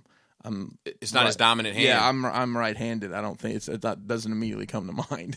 And I like that. Yeah. That's very interesting. Yeah, I like that a lot. Unless I'm trying to choke a bitch. And I like that, like, he's like from the 40s, right? Yeah. So like he has like a little bit more like mechanical aptitude than Sam does, and you know what I mean? Like he like when you had to be a little bit more responsible for your shit, and you couldn't just call a guy. I like music from the 40s. Yeah, I do not. But yeah, I like this past episode. I like the first episode. Everything else in the middle, I'm kind of not feeling. I'm looking forward to watching. I'm interested to see. I mean, this last episode was like 54 minutes long, so they're giving you, a good bit of content. And I'll say the same thing that I said about the WandaVision is the quality of the product to me has not diminished at all from what I would expect to have seen in a movie. I agree. I can't. I agree that the effects look right, the cinematography looks. I agree with all that. The whole Madripoor scene, like the cyberpunk kind of vibe. Yeah. I fucking love that. It looks great. It's believable. There's never been anything in this that I'm like, oh, they should have spent another 20 minutes. No, I agree. There was no like, is that Luke Skywalker? Yeah. No, I agree. Oh no, that's Bucky. Sorry, I get them confused because they look a lot alike. I agree 100% that it doesn't look like it looks like a movie on TV. It doesn't look like a TV show. Yeah, it does. 100%. I don't know. I'm anxious to see how it ends this next week. And then Bad Batch starts. Yeah, like almost right afterwards. Yep. But what other MCU stuff is on the docket? So Loki. I think the What If series comes next, which is an animated. Marvel's What If. Are you familiar with the concept? And I have those comics. And that shouldn't be an overarching. It should be an episodic thing. What if? Yeah, do single issue things. So you might be able to watch that, and we all might be able to be on the same page. Yeah. Well, I mean, yes, I plan to watch that, but I was more interested in where the cinematic universe was going. Yeah, so they got. I mean, we're going to get there in a bit, but yeah, Loki, Black Widow, and then Shang-Chi, Oh, yeah, Shang-Chi. Yeah. which we're going to talk about here in a minute.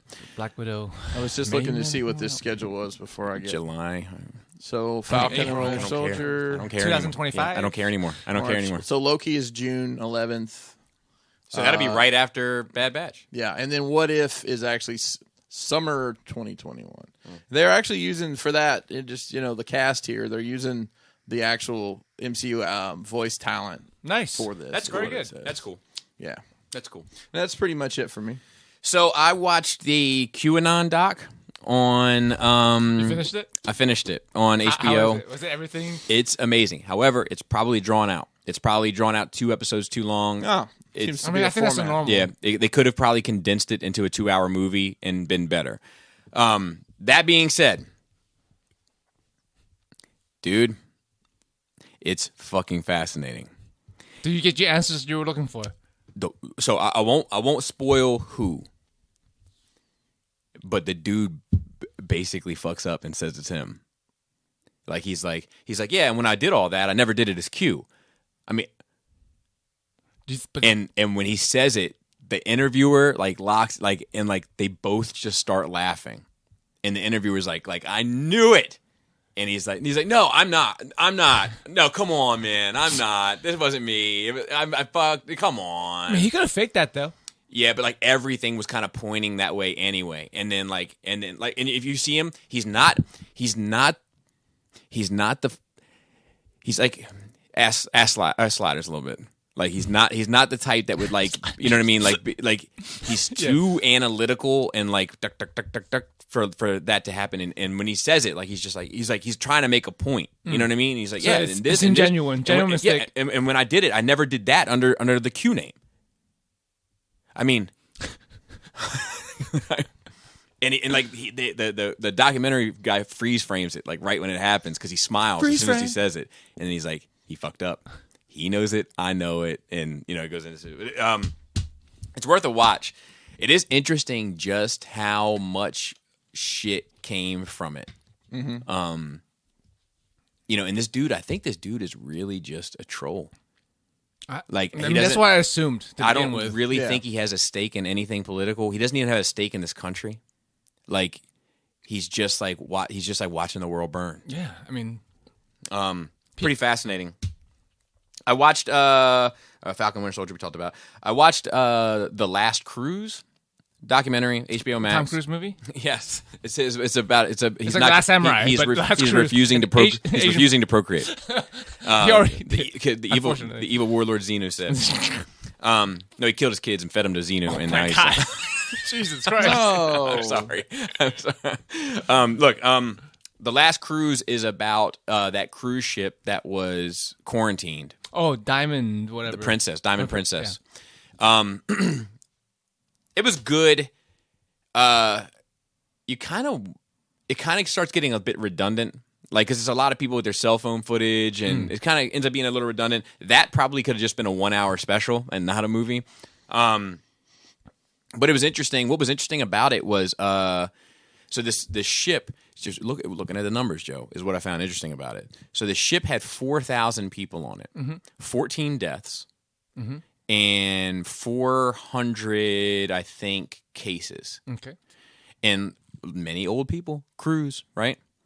Many people in varying degrees of health, less than 1% death rate. And I think what's interesting about it is it's in a vacuum, right? It's in a contained environment. And I will tell you from personal experience, having been on one of these, there's certain times a year at certain cruise lines that is their target audience is the retired. I might have told depends a story. on the location too. Certain locations. Well, 100%. Well, I'll tell this story that Kelly and I went on a Holland America cruise, and it was, I think it was in October-ish, that time of year, and we got to our room, settled in, whatever, and I think they've changed the parameters a little bit what you have to do, but.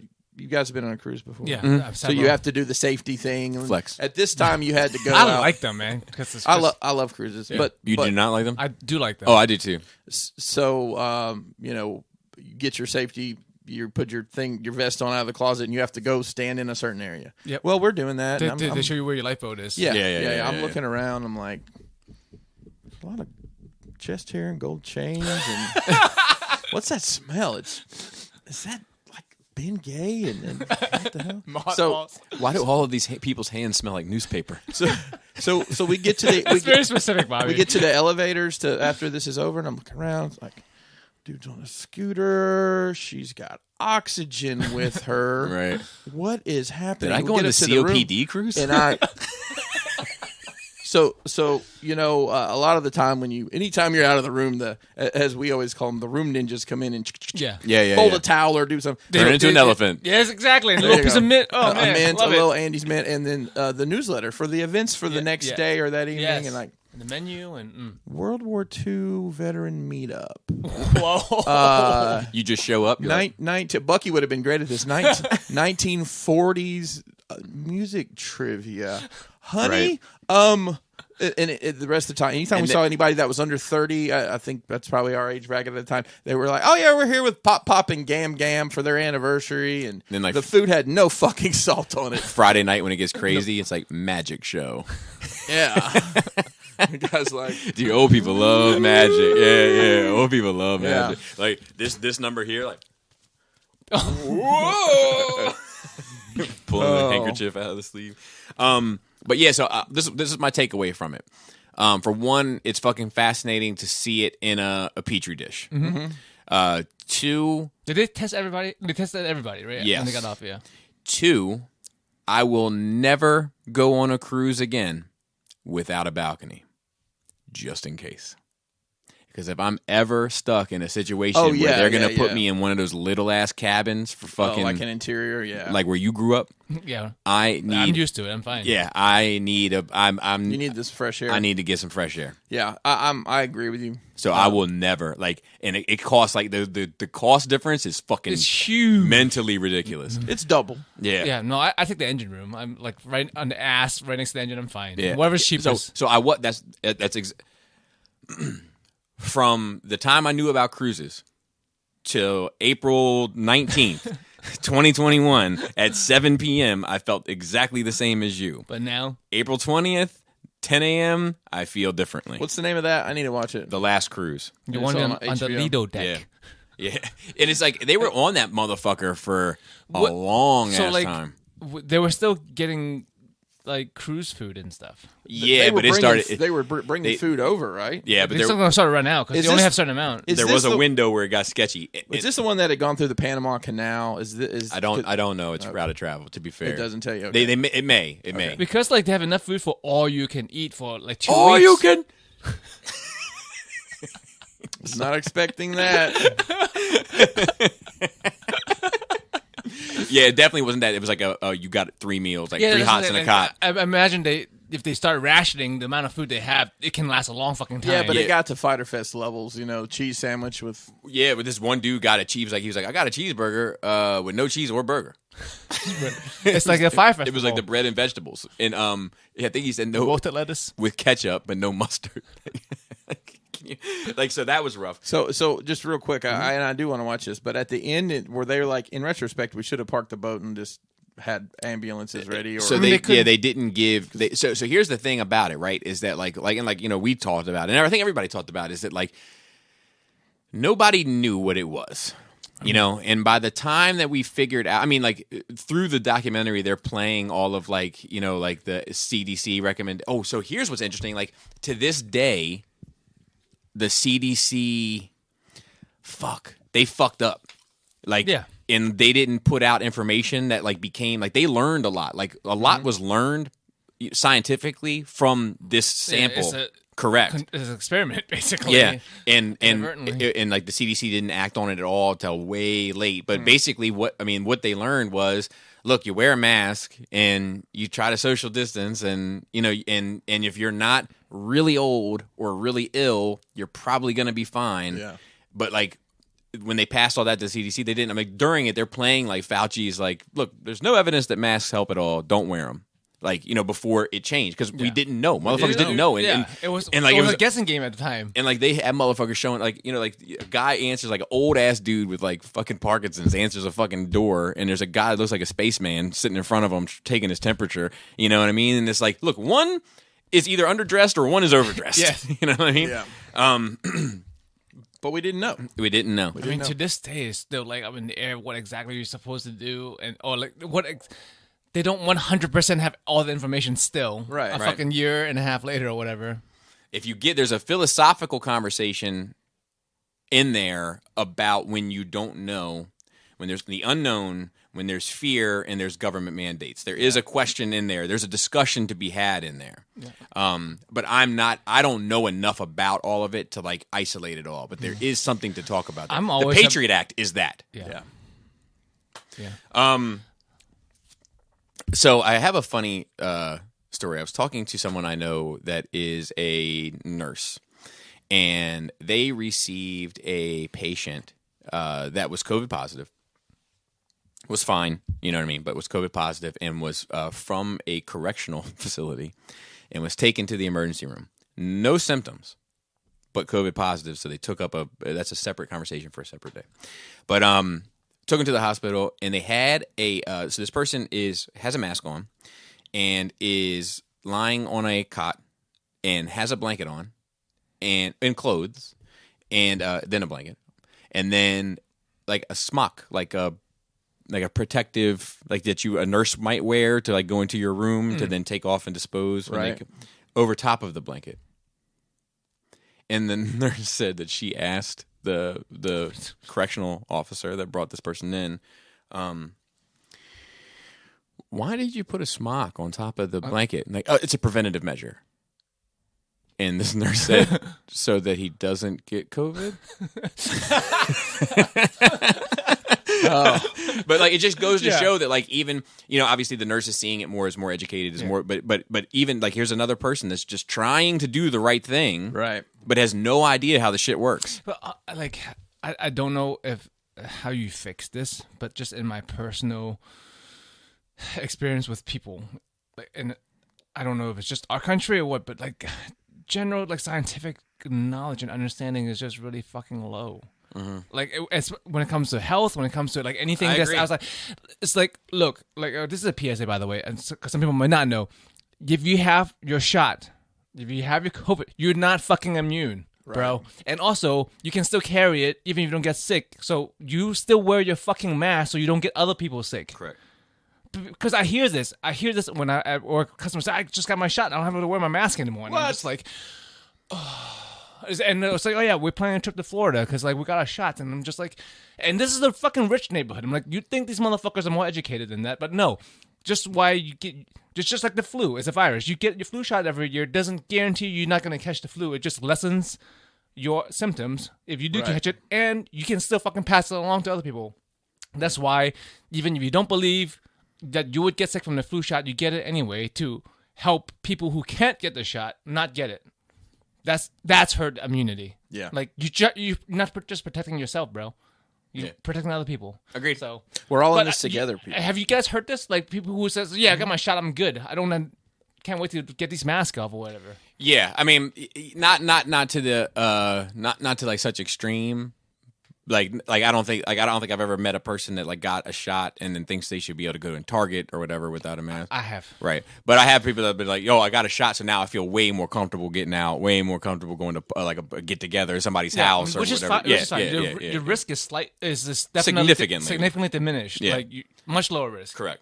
But you're not immune, and other people aren't either. So. What else? So, but yeah, it's interesting. It's worth a watch. Here's a question also, because I was talking to my coworker and because she wanted me to explain something to her, and I started to, and I realized I can't because her basic understanding of space is just so low. Because like she got into UFO documentaries. Okay. And she's like asking me about gravity drives and black holes, and I'm like, and I started talking to her, and I realized she doesn't understand how solar systems work. She doesn't understand that our sun is a star, and all the stars in the sky are suns, and a lot of them have planets, and we're all in a galaxy. Like, just a general Right. structure of the universe. Do you guys know the general structure of the universe? I think assume. so. I think so. I believe I know. Yeah. Did you assume that everybody knew? No. Most people. I No. don't. I'll tell you why, because I had a buddy of mine ask me one time where was the best place to see the Milky Way. And I was like, I don't know, look up, I guess.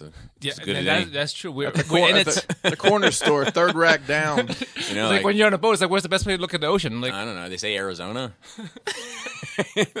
I don't know. You mean the Aurora Borealis? like, I figured like the general person who like finished high school, Yeah, but you know Would what? know What did we spend in high school on the solar system? 1 unit in 20 fucking years? I don't remember anything they taught us then. But you remember the structure of how? No, Yeah, but because I'll I'm tell into you, that shit. yeah, I learned all that from like space documentaries in my 20s and 30s.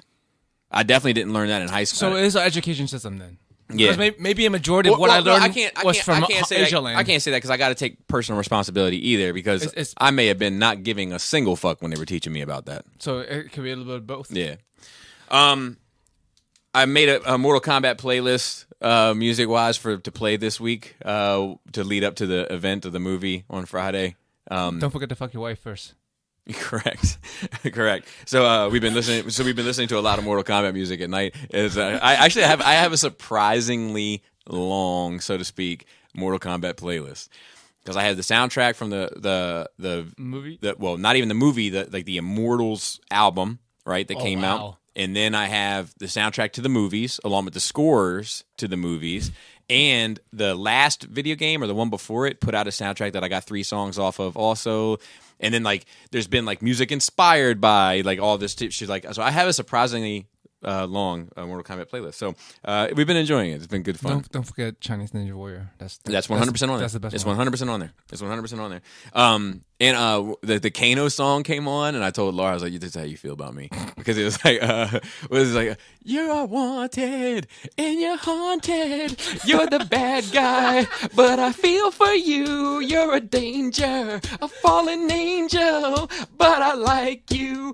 You're the strongest of them all." I was like, "This is how you feel." Bobby, you like some trash shit. sometimes, No, man, I love the Mortal Kombat so- soundtrack. So Mortal Kombat soundtrack for me to music is like what Like B movies are to us. the Nicolas Cage movie Yes. is to you know what I mean? I guess that's It's fair. so bad that it's good kind of thing. Yes. It's so corny and cheesy that it's good. So like, I did want to say real quick, sorry. 92Q in Baltimore City, the urban quote unquote hip hop R&B station of Baltimore City, played the Mortal Kombat song when it was out. That's how fucking big that game was at the time. I will go on record and say I think it is the biggest video game moment of all time, Mortal Kombat 2. I went to the live show at Did you really? at James Madison University. Did you really? Yeah, they had a tour. Yeah, no, I know they did. Yeah, and I went. How was it? Was it on ice in all No. Sub-Zero? Bro, they could do that. What if they did that? What if it was be great. Sub-Zero on Ice tour? No, I mean I enjoyed it. Yeah, it was at the right age group. you Nice. know. Oh, I love it. Real quick, rest in peace, Black Rob died this week. Whoa. It was sad. Was died homeless. Died like Did he really?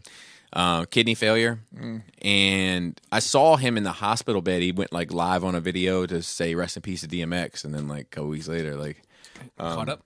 caught up to him. So did he ever? I mean, honestly, I know him from that song. That was certainly his big song. Yeah, Yeah. but he So apparently- he had 3 singles off of that album. I Dare You, which is my favorite Black Rob song of all time. Whoa, which is great. There was a Whoa remix that wasn't on the album, but was also spun I in remember, high yeah. circulation. And then there was a song called You Don't Know Me, which was another hit, quote unquote, of his. And then there was a lot of songs. That first album is actually pretty good. BR is good. Don Espacio is good. Your memory is is mind-bogglingly deep. there's a lot of good songs in there. He's also kind of known for being on the 24 Hours to Live song Yep. on Mace's album. He was on Let's Get It on P Diddy and the Family, as well as I think he's on the Bad Boy for Life. yeah. Probably.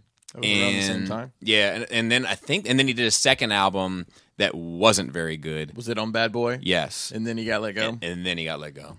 But like it's he was good. He was good, and maybe actually I was driving to work thinking about it because he died. I woke up to the news and I had to go to work, so I like put on a Black Rob little mix and went to work, listened to him. But what it got me thinking about was like I haven't really. I mean, I thought about Black Rob recently because we just did a Bad Boy show for Bobby Boogie Bob, but I thought about like how many. I haven't thought about him much before that. Mm-hmm. So I was like, man, I wonder how many. If I were to go sit down in front of my CD cabinet for a minute, how many guys? How many guys have I not thought about in so long?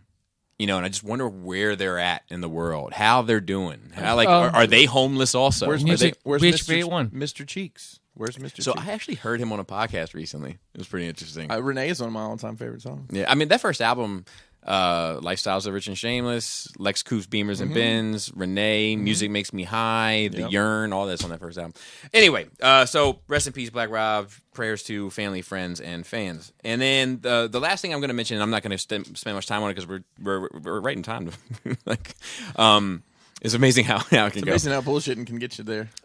But one of the things I'm going to start trying to learn about is kind of piggybacking off of our conversation last week is the art of disagreeing. Have you ever heard people disagree and been like, damn, they're really good at it? So disagreeing without belittling the other person's opinion? Yeah, or like people disagreeing and you're like, I think they're 100% okay with this. There's not one element of this that bothers them in any way.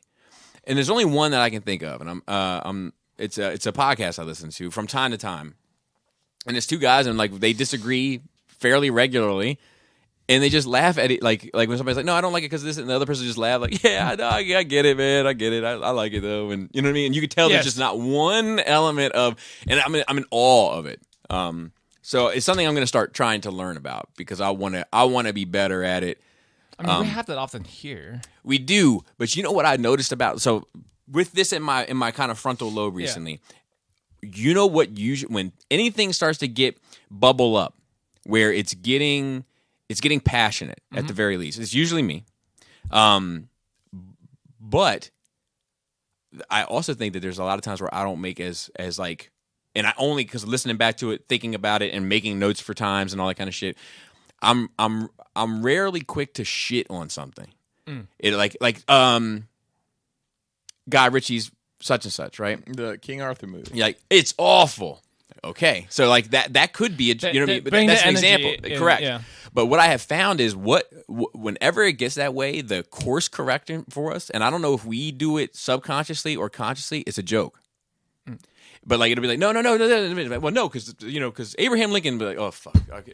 And then like it's like this. You can almost set your watch to it, and I know that I don't do it. I don't do it consciously. Nor do I. I just sit down to bullshit. Nor do I. It's just a disarming technique that we use with each other because we're that comfortable with each other.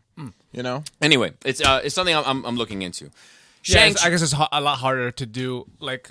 Make a change in yourself where you can't do that with everybody, right? And not just your close friends. Yeah. Shang-Chi. You can't say his name right, huh? Shang Tsung. Also, soon. Shang Tsung coming soon.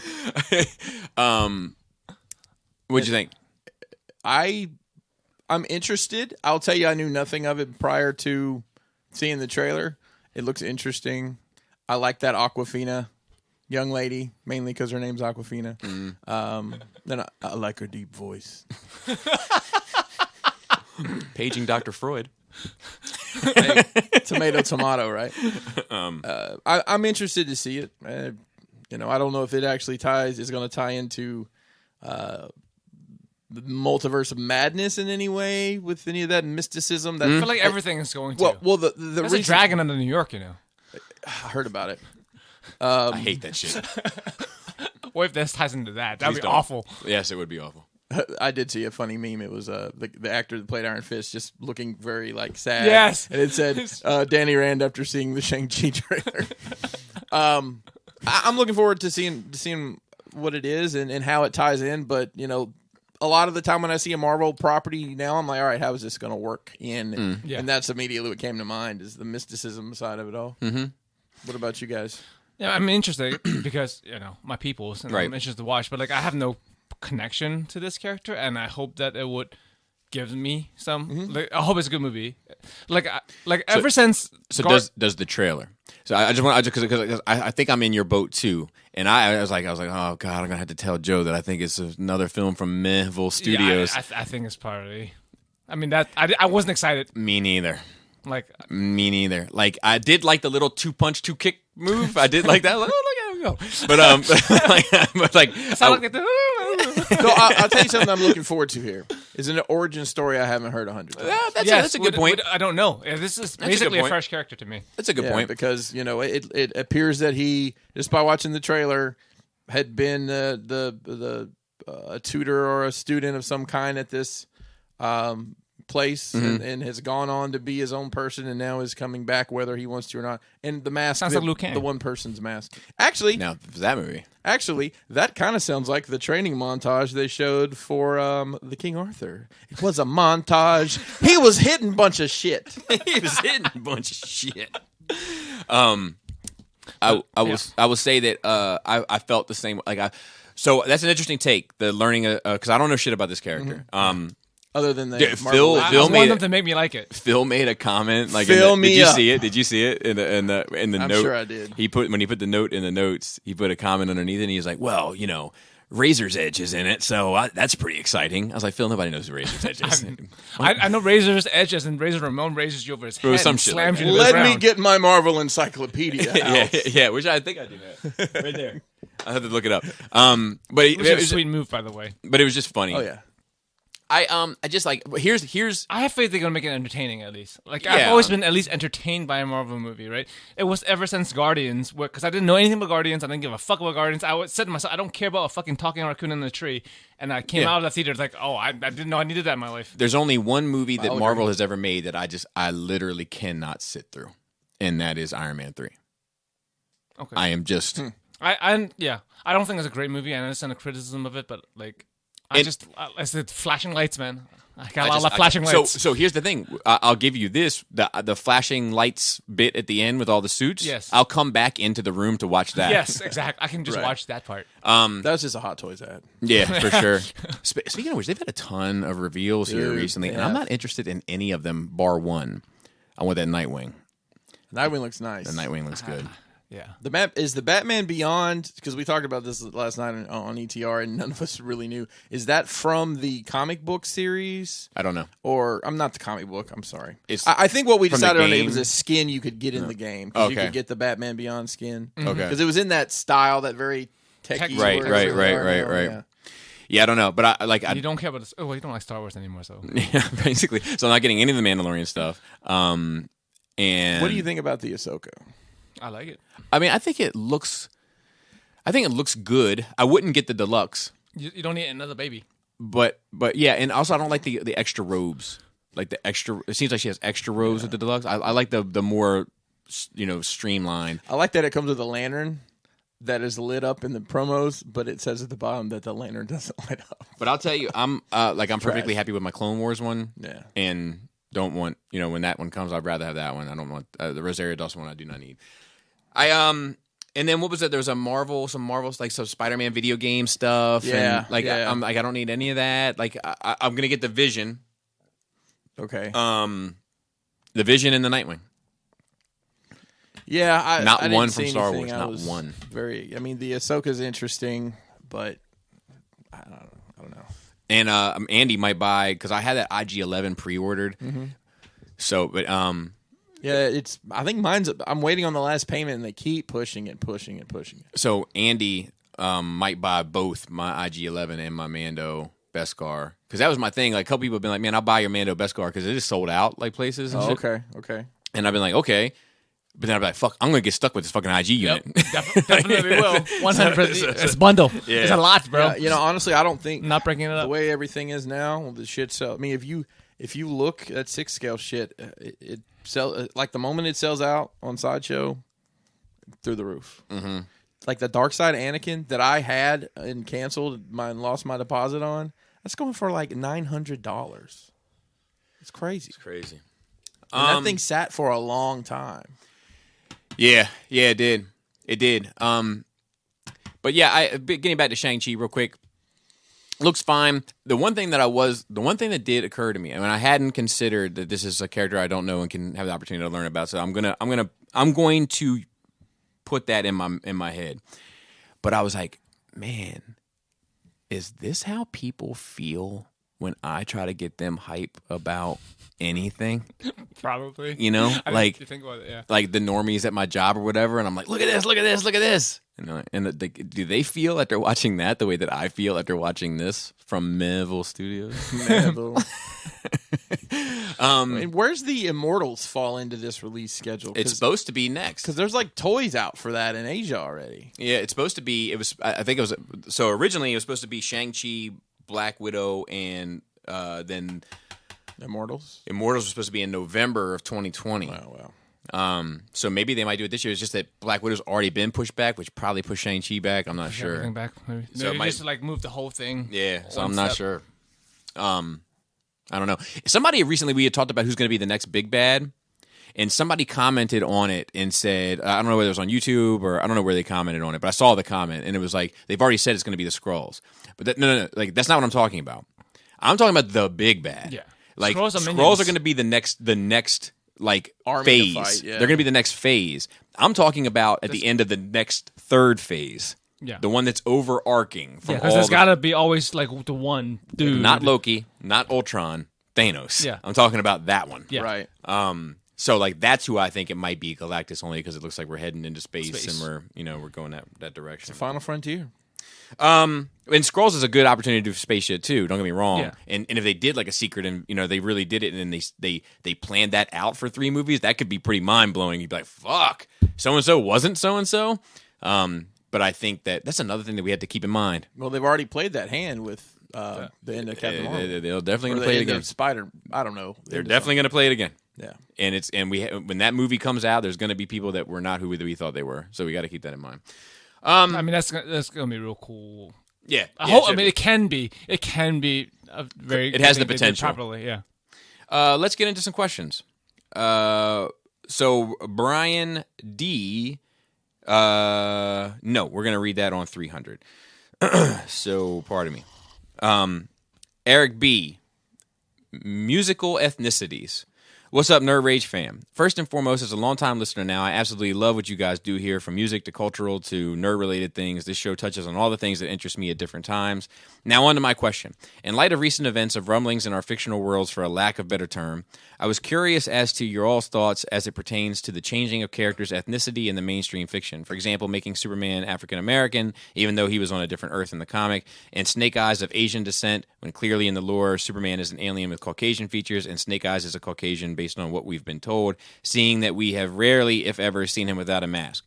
I personally don't mind it when the character said ethnicity is not as important part of or tied to important key pieces of the backstory of fiction. With Nick Fury going from Caucasian to African American being the most recent example of that. P.S. I use ethnicity on purpose because I, for one, don't believe in many races, but for a race with multiple cultures and ethnicities housed in it. I agree 100% with that. Thank you for taking the time to tackle this question, as I'm not sure of many other podcasts out there that would. Much love to you all, and make it a good one out there today. Real quick, to me, somebody said once that race is a really, really, really dark brown Crayola color crayon, or a really, really, so it is that, and it's just somebody applying a whole lot of pressure and then lifting up as they go along. Yes. And when they said that to me, I was like, Wow, I that's powerful. like that. Yeah. Anyway,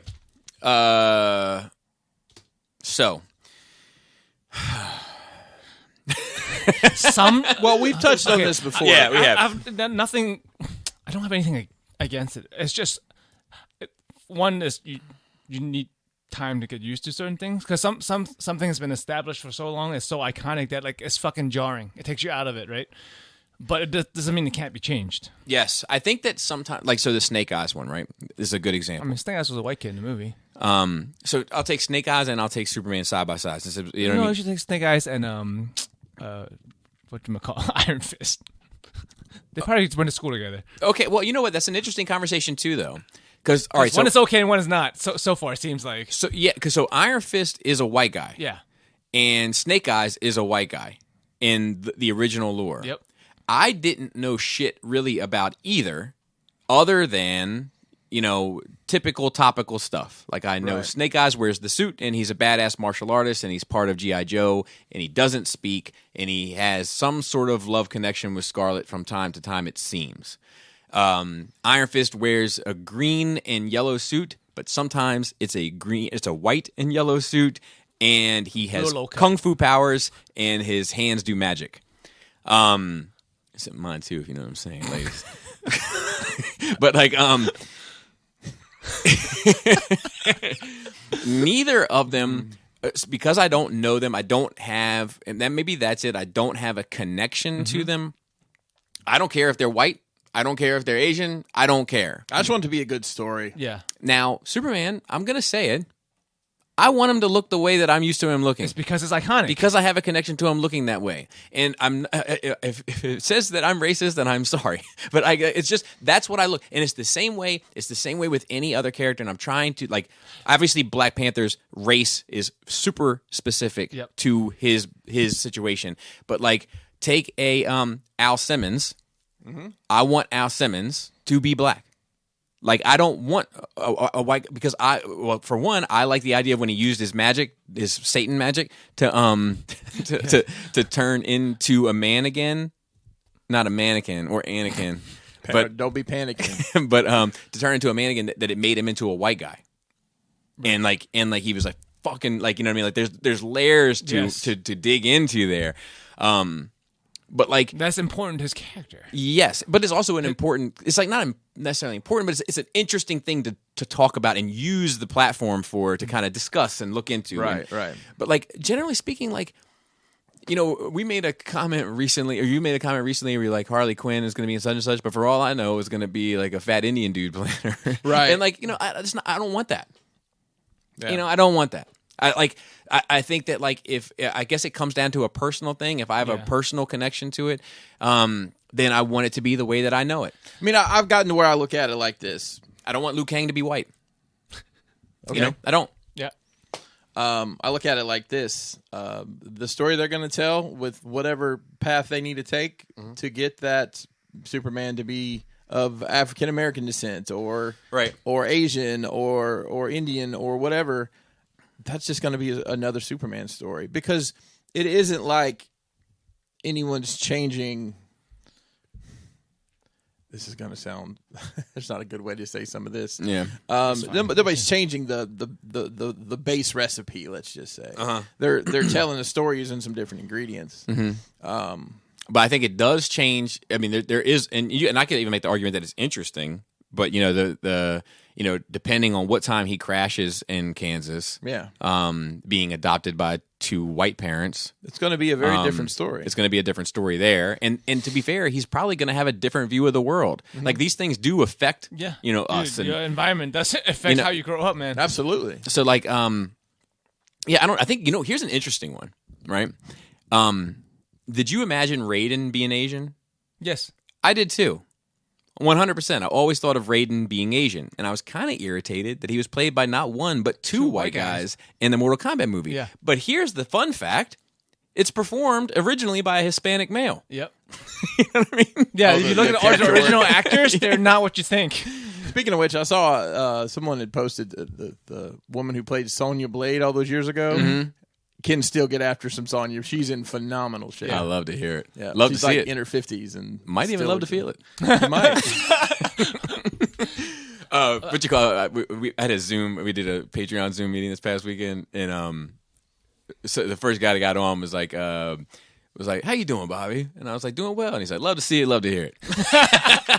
But real quick about that Zoom meeting, I did want to bring up that was cool. Is like, so I got on there and I only had like an hour, and I pushed it a little bit further, and Laura actually handed me the phone and walked out of the room because we had to start making dinner and shit. Yeah. And I showed them. I was like, "Look, I'm in trouble. Like, I gotta go."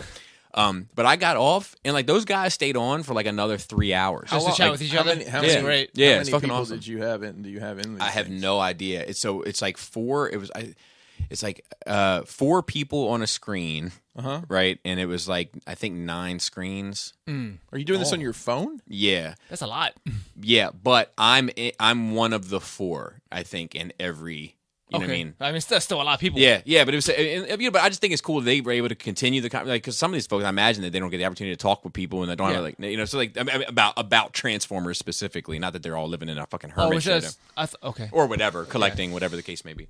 But yeah, so the Raiden one fucks me up because it's a Hispanic dude. Yeah. But in my mind, It's an Asian. he's always been an Asian dude. In my mind, Snake Eyes has always been an Asian dude. I don't know that I even knew. It's like that Spider-Man comic where he saves the white guy from the black criminal, I believe, and then the white guy's like, yeah, they're just you know how it gets with them or something, and Spider-Man's like, what color do you think I am under this mask? You know, and it's like, oh shit, because you do kind of always think of Spider-Man as like like the white guy down the street because you know him. Yeah, but I mean, you have leeway when it comes to like things like Raiden, right? He's a god. He can probably look like whatever he fucking wants. That's Or true. any- That's true. Same with like I have a preference. Like everyone was mad when Goku was a white guy in the movie. It was an awful movie, but it's not because he's a white guy. But there was a big thing about it, and like I prefer Goku to be Asian too. But he's also an alien. He's a fucking Saiyan. He's not human. So like. But we all have these perceived things, where it's kind of important to a lot of us. Yeah, so and like to me, it gets even more like I don't think there's a sweeping answer I can give for this. It's like a case by case basis. Yeah, and like here's the thing: like if let's say Raiden, the thing went out for Raiden, need a male. Let's just say it probably said white male. I'm just going to be honest, but it let's just say it said we need a male actor, 5'5" to 5'10", medium build, or with athletic tendencies to apply. Right, that's all it said, and everybody showed up, and the Christopher Lambert or whoever happened to do it the best. Like I think there's an argument to be made for that. Sure. But me, as a fan of it, and here's another thing: do I think that he's Asian because of like the hat?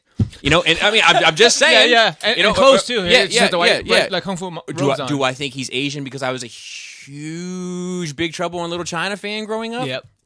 Am I tying all these things into it that I'm bringing along with me? It's your baggage. I mean, I thought Mortal Kombat was Big Trouble in Little China. It is with Johnny with Van Damme added to it. Yep. I just heard recently Van Damme was offered the role of Johnny Cage and turned it down for Street Fighter. He was doing Street Fighter. I've heard that too. I don't know if there's a win or a loss for I don't. for the world. But what's funny about it is because he's supposed to be he's based off Van Damme. Van Damme, And yeah. that would have been cool. Yeah. I want to say I read something that there was some sort of lawsuit around that. Oh, really? Van Damme ended up getting paid off of I it. want to say so too. Yeah. But like certain characters that have literally existed for 100 years, right? How old is Batman? I mean, and Superman. Superman's 100 fucking 38, years. I think. 38. Yeah, so 1940, almost 100 fucking years that like you know him to look a certain way. It's just like Batman's Batman, just not even his race, his jaw, right? You only pick actors with a certain fucking jaw because you think of him in a certain way, right? So yeah, like you said, I think it's character by character. I still haven't watched the Ghost in the Shell live action movie, and I'm still pissed about it. And there's arguments to be made that like there's nothing that's physically she's Asian in the manga or anime, but she's fucking Asian to me. Right. That's a good way to put it. KFC wrote in again. Thank you for your questionnaire. Do you get such a good fucking rapport with KFC, man? You think you get some free toys, man? You think? Hey, nerds, I thought the Pulse event was okay. I only watched PR and TF, Power Rangers and Transformers. Beast Wars is in a way my G1. It's what I remember the most. Fair enough. G1, yeah, for sure. I've seen G1, obviously, but I'm 32, so Beast Wars was my first. And you always remember your first, KFC. So I'm excited to be getting decent Beast Wars figures. I just watched the Sit Down Saturday, and I don't think MMPR would be fair to call an Iconic 6. I think MMPR is the G1 of Power Rangers. I'm not upset with the metallic reveals because Bandai did it. something that was in the show. Now, I do wish Hasbro would dive into other seasons before going back to these, as they have MMPRs with sells. Fun fact, when Bandai had the license, they didn't want to make the female Ranger figures because they didn't sell. So I had to give props to Hasbro for the amount of females we have gotten. Just thought I would chime in with my 2 cents. Well, I appreciate it. So keep up the grind. Thanks for what you do. So, like, look, when I said that, that was a total assumption on my end because I don't know shit about Power Rangers. Forgive me because I didn't watch your video. No. What? No. So I said that I saw a tweet of somebody saying like another set of this specific cast of Power Rangers because Power Rangers have been around forever. Sure. And that was in my head, yeah. So that's what, and that's basically what I said. Probably the ones that sell the best. Right. It's the iconic six. Right. That's exactly what I said. But and even though like the whatchamacall, the character has changed. Like Pink Ranger's been more than one person, and right. that like, but you still Kimberly is your Pink Ranger. Like you still I would imagine that what you're saying is the truth. Yes, I know and because like they pass off their the torch, so to speak. Like she's like, I'm gonna go overseas to study. Like you're the new Pink Ranger. That's cool. But like. That's cool that it's not just like an actor change that we're supposed to ignore. You know? Yeah, no. The role of Kimberly will now be played. Do you guys remember that like daytime soap opera? Yes, Rachel. Yes. No. Where's Rachel? No, it was the role of Rachel Dawes will now be played by this Gyllenhaal woman. Oh no. Well, they would actually they'd make an announcement like the beginning of that or whenever she walked in the room. I'm like, oh, okay. That's fine. Joe S. Hey, NRR crew. Hope all is well. So listening to this week's show and had some thoughts. One, when Bobby was talking about living in 2 homes, my parents split when I was a young adult. Oh, so sad, dude. And most of my collection was still, I always do that when everybody says their parents are divorced. I'm like, oh, dude, sad. At their house since it all wouldn't fit in my apartment. When they decided they're done and going to sell the house, it was a scramble to get what I could. My Transformers were first, and then whatever else I could get in that short time. Did you all ever lose anything like that? Dude, I lost everything coming to America. Not that I had much to begin with. Dude, and gained so much, too, at the same time.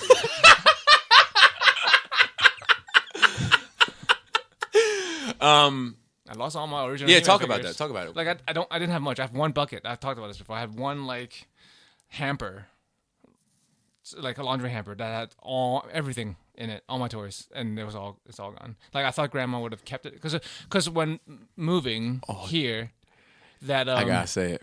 What? You put the toy in the hamper, it become the hamper.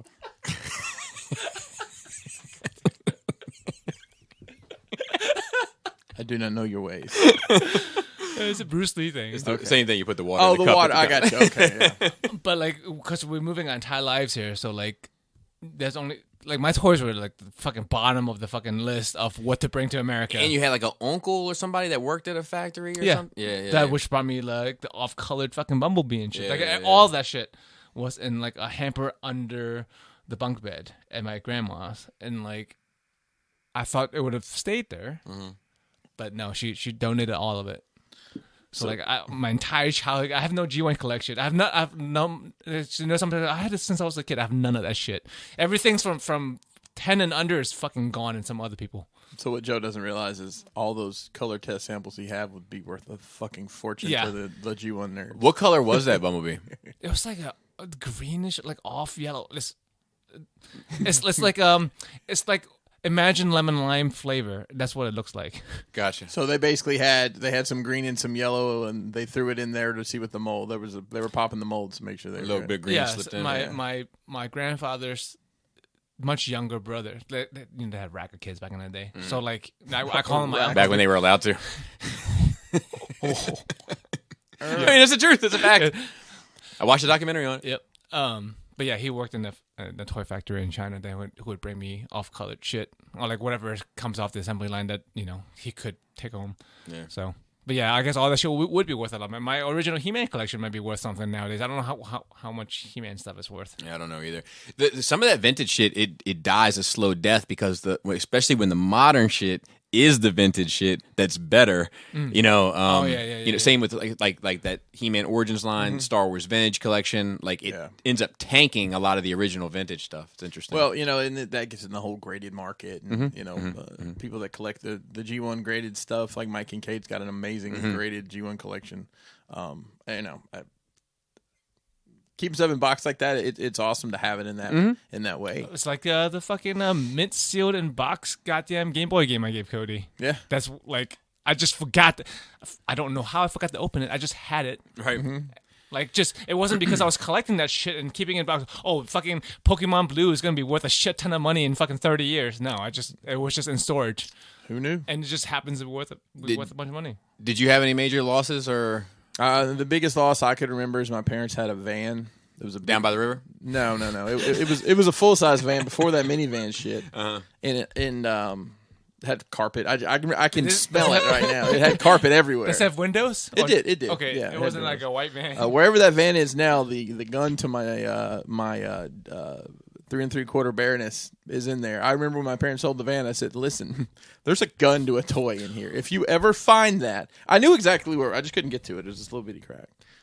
That's my sad story. Bro, I forgot about this until just now when you said that. So you lost a thing. Because, you like how you shot your fucking that Batman missile. thing. That Batmobile missile. Dude, it's one of those parents' greatest moment of I told you so kind of thing. It's like I was in an elevator. I always brought my toys everywhere. At least one toy. Because I was a kid. But one of them is like a model kit. It's like a Gundam kit. Right? So it's not really meant to be played with. And my grandma was like, "Don't take that with you. You're gonna lose a piece." It's like I can just pick it up because it does come. If you fuck with Gundams before, they kind of fall apart. Yeah. The kit specifically. Yeah. And then I was fucking with it in the elevator. As I was walking out, one piece fell off and slipped between the elevator and the platform.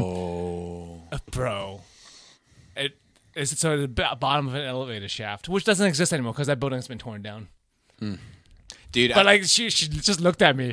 She didn't have to say anything. I just looked at her and I just looked down like fuck. This story it reminds me of something that happened to me recently. I'm at work and I got a badge to get into the facility, and I take my wallet out and I'm kind of in a rush and I'm doing some other shit, and there's a drain right in front of the door.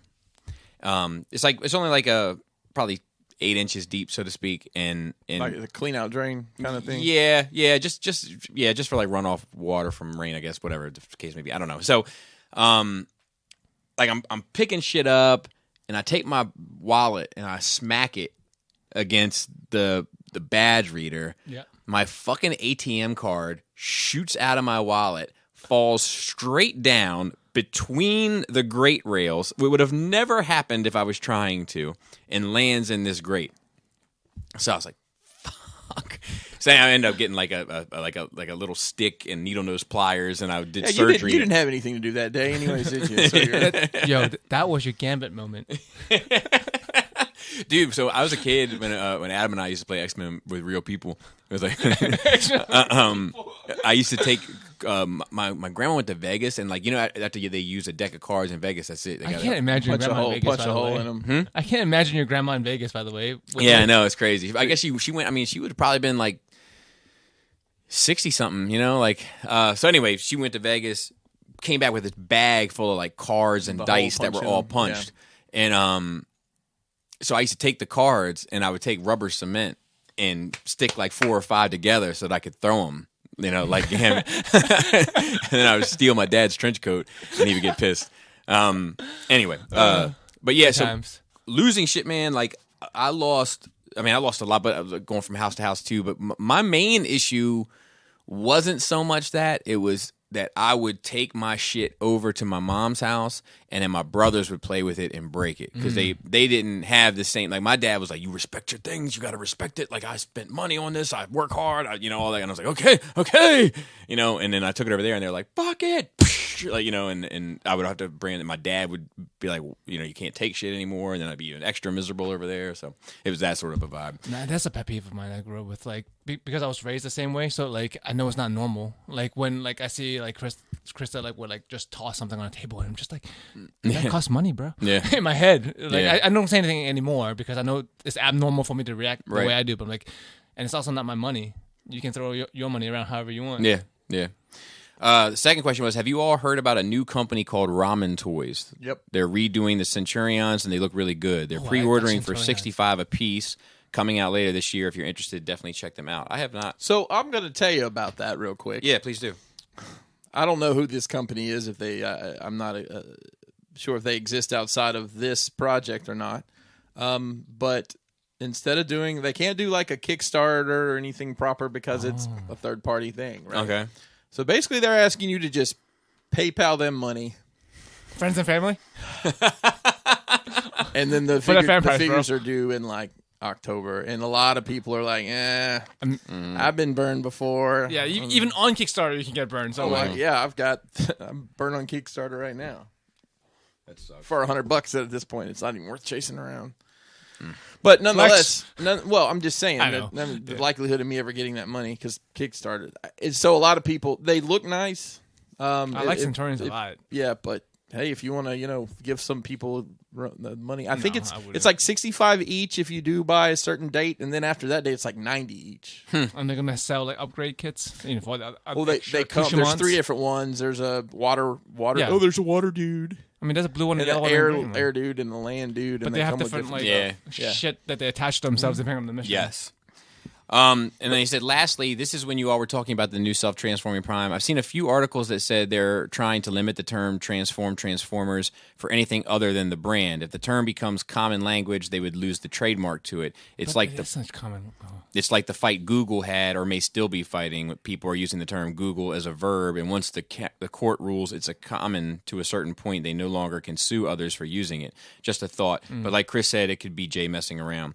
Anyway, have a great week, fellas. Keep up the good work. So yeah, I think that's probably. I also think that like there's a lot of people. Googling is definitely common vernacular. That is definitely a verb. Google it. Yeah, and he reached back out and said if you go to Rodimus Primal's channel, who I have met, that's a good dude, titled "What Was Discussed in Roundtable Chat with Hasbro" at about the 325 mark, he talks about what they said about convert versus transform for the trademark. But like my thing is like people like for me it's like a lot of people have talked about this like convert versus transform. Like it's a hot topic, and I don't care.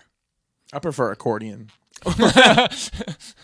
Like I think because I'm just like, like well, like you're not getting this toy anyway. No, I don't. But even if somebody's like, if somebody's like, I don't know, like in a way it's like, like I don't know, what time is it? Nah, 1:45. It's like, well, no, it's 8:40. Yeah. I was like, yeah, no, but I'm good with generalities. Like I'm just like as long as I get the general point of what it is, like I'm kind of good. Like I'm not really pedantic. I don't think. But it's a thing. Optimus Prime says transform and roll out. Yes, but he doesn't say convert and roll out. And I do think it's weird that he says it. But to me, it's not a look. This electronics feature, people are only going to use it for the first 10 minutes. Right. So like after that, like like the cool thing to do is to press the button and have it go, and then when that breaks and you're fucking pissed because you spent $700 on it, that's going to be a separate issue. It's going to have nothing to do with the verb that he chooses. But I agree. I would rather him say transform. It's just like maybe it's because I'm not buying it. Yeah. That I'm like, oh whatever, who gives a shit? Like, I mean, also like converters. It is weird. I agree. Converters are like a KO brand of Transformers. It was. Oh, is it really? Yeah. Oh, that's awesome. They're called converters. Oh, dude, revenge is a dish best served cold. I think that was. That was a Kmart version of GoBots. Shane G. Update. What? Oh, because the pubes. Oh, yes, the pubes. Yes. Well, he says, well. We meet again, Nerd Rage crew. You asked for an update. Well, here's the update you wanted. But didn't know you needed. But first, a couple things. Sorry for all the acronyms, Bobby, but you pulled through well. There's that one like the GED with the CEO and the Joe, I started watching Jujutsu Kaisen. Oh yeah, I heard this. It's all the rage. This is what I was telling Jana the other day. I need to watch it. Hands down, one of my favorite animes in recent history. Everyone's saying so. I need to get on it. Now, hold on to your ass because things are going to get crappy. So after I listened to everyone's feedback on here, I decided to call a group meeting at my house. Oh my god, yes! You love this awkward. I couldn't. We were going to get this out in the open and find out who the curly culprit was. Oh, it's good shit. So everyone is starting to arrive. When people walk in, the first thing they notice is my clippers on the dining room table. It's like the weapon? Yes, they used my clippers for this act of betrayal. But that wasn't the worst of this situation. So as the people enter and take a seat, you can see the confusion of mostly everyone's face. So I decide to take my time, watch the room, see who might be giving away some tells. Dude, this clue. I love this dude. This is fucking amazing. As time goes by, I decided to get everyone's attention and ask the question, who shaved themselves? Oh. Shocked looks and red faces gloss over most, except for one guy who gets up and walks out. His wife follows. So I'm thinking, that's my guy. I wait a few and start to hear screaming outside. I walk out to see the two embroiled in a huge screaming match. So here's the rest of the story. This is I'm riveted right now. This is better than 90% of Netflix content. This guy, who I've only known for a few years, was quote unquote only a few years. That's a long time, bro. Was quote unquote on call for work this past weekend. I'm going to say, and decided he was going to trim himself at the expense of my clippers. And once him and the wife got home from the party, was going to get a call from work that he would have to deal with, which in turn he was going to conduct some business of his own with his side piece that he apparently admitted to this fateful evening after he couldn't hold it together when I brought it out to public knowledge. Oh my God. I was hoping this would have been a funnier resolution, but I guess the lesson to be learned here is if you don't want to get busted having an affair, don't use another man's hair clippers without asking. So yeah, Bobby, you wanted awkward. That was fucking awkward. As always, you guys rock. Keep up the great work. That is fucking That amazing. is amazing. That is fucking amazing. That's a movie. It is a movie. It is a movie. You could definitely stretch it out with a Clue-style movie. Oh my God. I'm putting it on the story list. Sorry, buddy. I'll give you a nickel if it hits. That is fucking amazing. Paul C. for our last question of the week. Who were your TV and movie crushes growing up? Try and list them all to see if there are any common entries. I imagine Pink Ranger will hit for all of you. Kimberly. So I don't know who she is. You didn't watch Power Rangers. I didn't watch it. Bonus points if you can pinpoint the specific part scene that activated your love. So TV and movie crushes. So Evil Lynn, both from the cartoon and the movie. Leia from Return of the Jedi specifically. Obviously, yeah. Baroness from the cartoon. And then TV. Bundy's daughter, Kelly Bundy. Also Kelly Kapowski. Which one is she? Saved by the Bell. Yeah. Okay, so there's also, 3 girls in Saved by the Bell. So there's Lisa Turtle, the black girl. There's Jessie, who is tallest. I'm so excited. Okay, That's not Jessie. her. Not her. Kelly's cheerleader. Okay, Kelly was a cheerleader. I liked her. And then there was another. Was there a dark-haired girl too? Yeah, Tori. But like they were coming go She was the cast third members. season. She had the leather jacket. All right, and then I like that. Saved by the Bell. Like I know Saved by the Bell, bro. Kelly and the brunette from 90210. I didn't watch 90210, but I know who they are. Yeah, I know you're talking about. Both of them. That's off the top of my head. Shannon Doherty? Is that who you're talking about? Shannon Doherty was the brunette. Yeah. And then Kelly was the one not in Showgirls. Correct. Yes. Those are the 2 that I liked.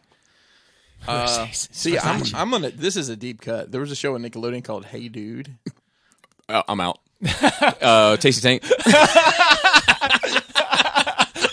Well, there was a young lady on there who's what is her name? She was married to Ben Stiller. She's the girl in Dodgeball. That's the accountant. Oh, okay, yeah, she was on that show when she was a teenager. I like when she opens up that closet. She's like, "What is all this?" He's like, "Oh, that's what I call my keepers."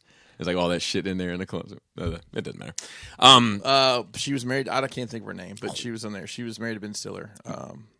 You know who I thought was hot? Also was Six from Blossom. She was hot. Yeah, she was hot. Yep. I never watched that show. I think I caught an episode here and there, but I was like, damn, like they should have made a show about this girl. She actually got some fame after that for Maxim shit, Maxim kind of stuff and things of that nature. Baywatch ladies. Yeah, I like Yasmin Bleeth was my favorite. Me too, dude. Nice. I like her. Everyone likes Pamela Anderson. I didn't but like her. Yasmin Bleeth was hotter. Yeah, I don't remember. I think I liked the brunette. Was there a brunette on there? That was Yasmin Bleeth. Okay, yeah, that was the one I liked too. I'm trying to think of anything else comes to mind. Of course, Kelly Bundy, Kelly Kapowski. I always thought Alyssa Milano was like super duper. Oh yeah. So Who's the Boss? So in Who's the Boss? It didn't register. It was after. That. It was after when she was in that vampire movie. The Maxim phase. Yeah. The Maxim phase for sure. You know what I remember about her, and this is so strange. She loved hockey. I guess maybe still does love hockey, and she was on some TV show.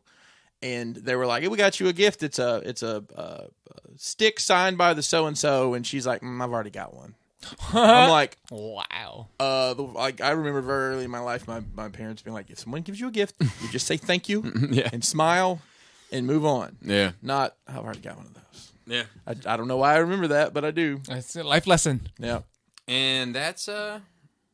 That's a pretty full show. Yeah. We covered a lot of topics as usual. Yeah.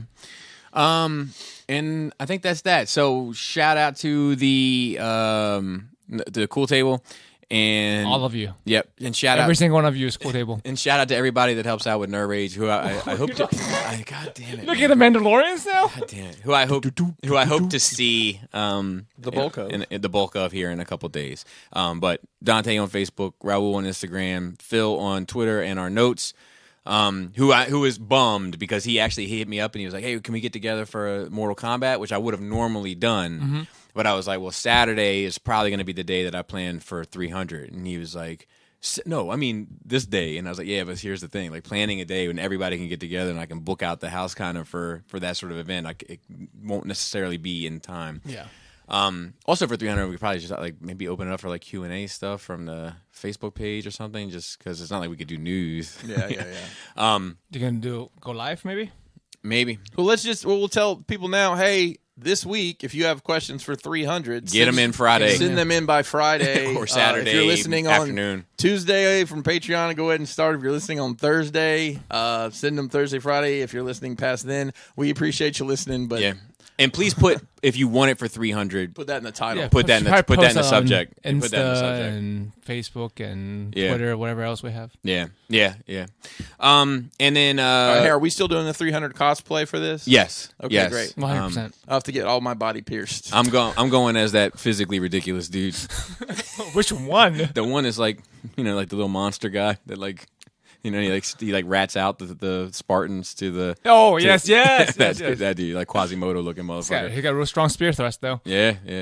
And then and shout out to see, I talked about this a number of times. I have an episode of the Gort Sensitive that it's really good, but like I'm afraid to put it out because and only to protect the people that are on it, because I got to listen back to it, but it's that lady said Alderaan things and Alderaan places, Gina Carano. Oh yeah.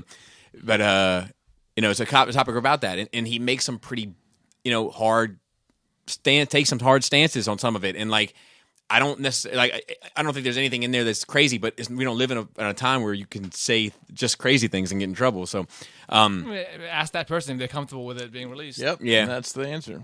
And then shout out to Esteban, of course, who does the Force Sensitive. Protect Esteban. Yeah, protect Esteban at all costs. And Manny and a lot of Ian Tyler helps out with coming by, and Angry Gary, who I'm hoping will make an appearance. I was talking. Do you remember? I think it was episode 100 or 200 when my wife came downstairs and was like, "Does anybody drive a such and such?" Yeah, I Because remember that. they're parked across the street and it's like fucking up the neighborhood. Yes. And it was like, no, not us. Like, all right. And then like at the end of the night, he like put out his keys. He's like, oh, it was mine. Anyway, all right. And with that, Flappy Labius. Tasty tank. tight dick player.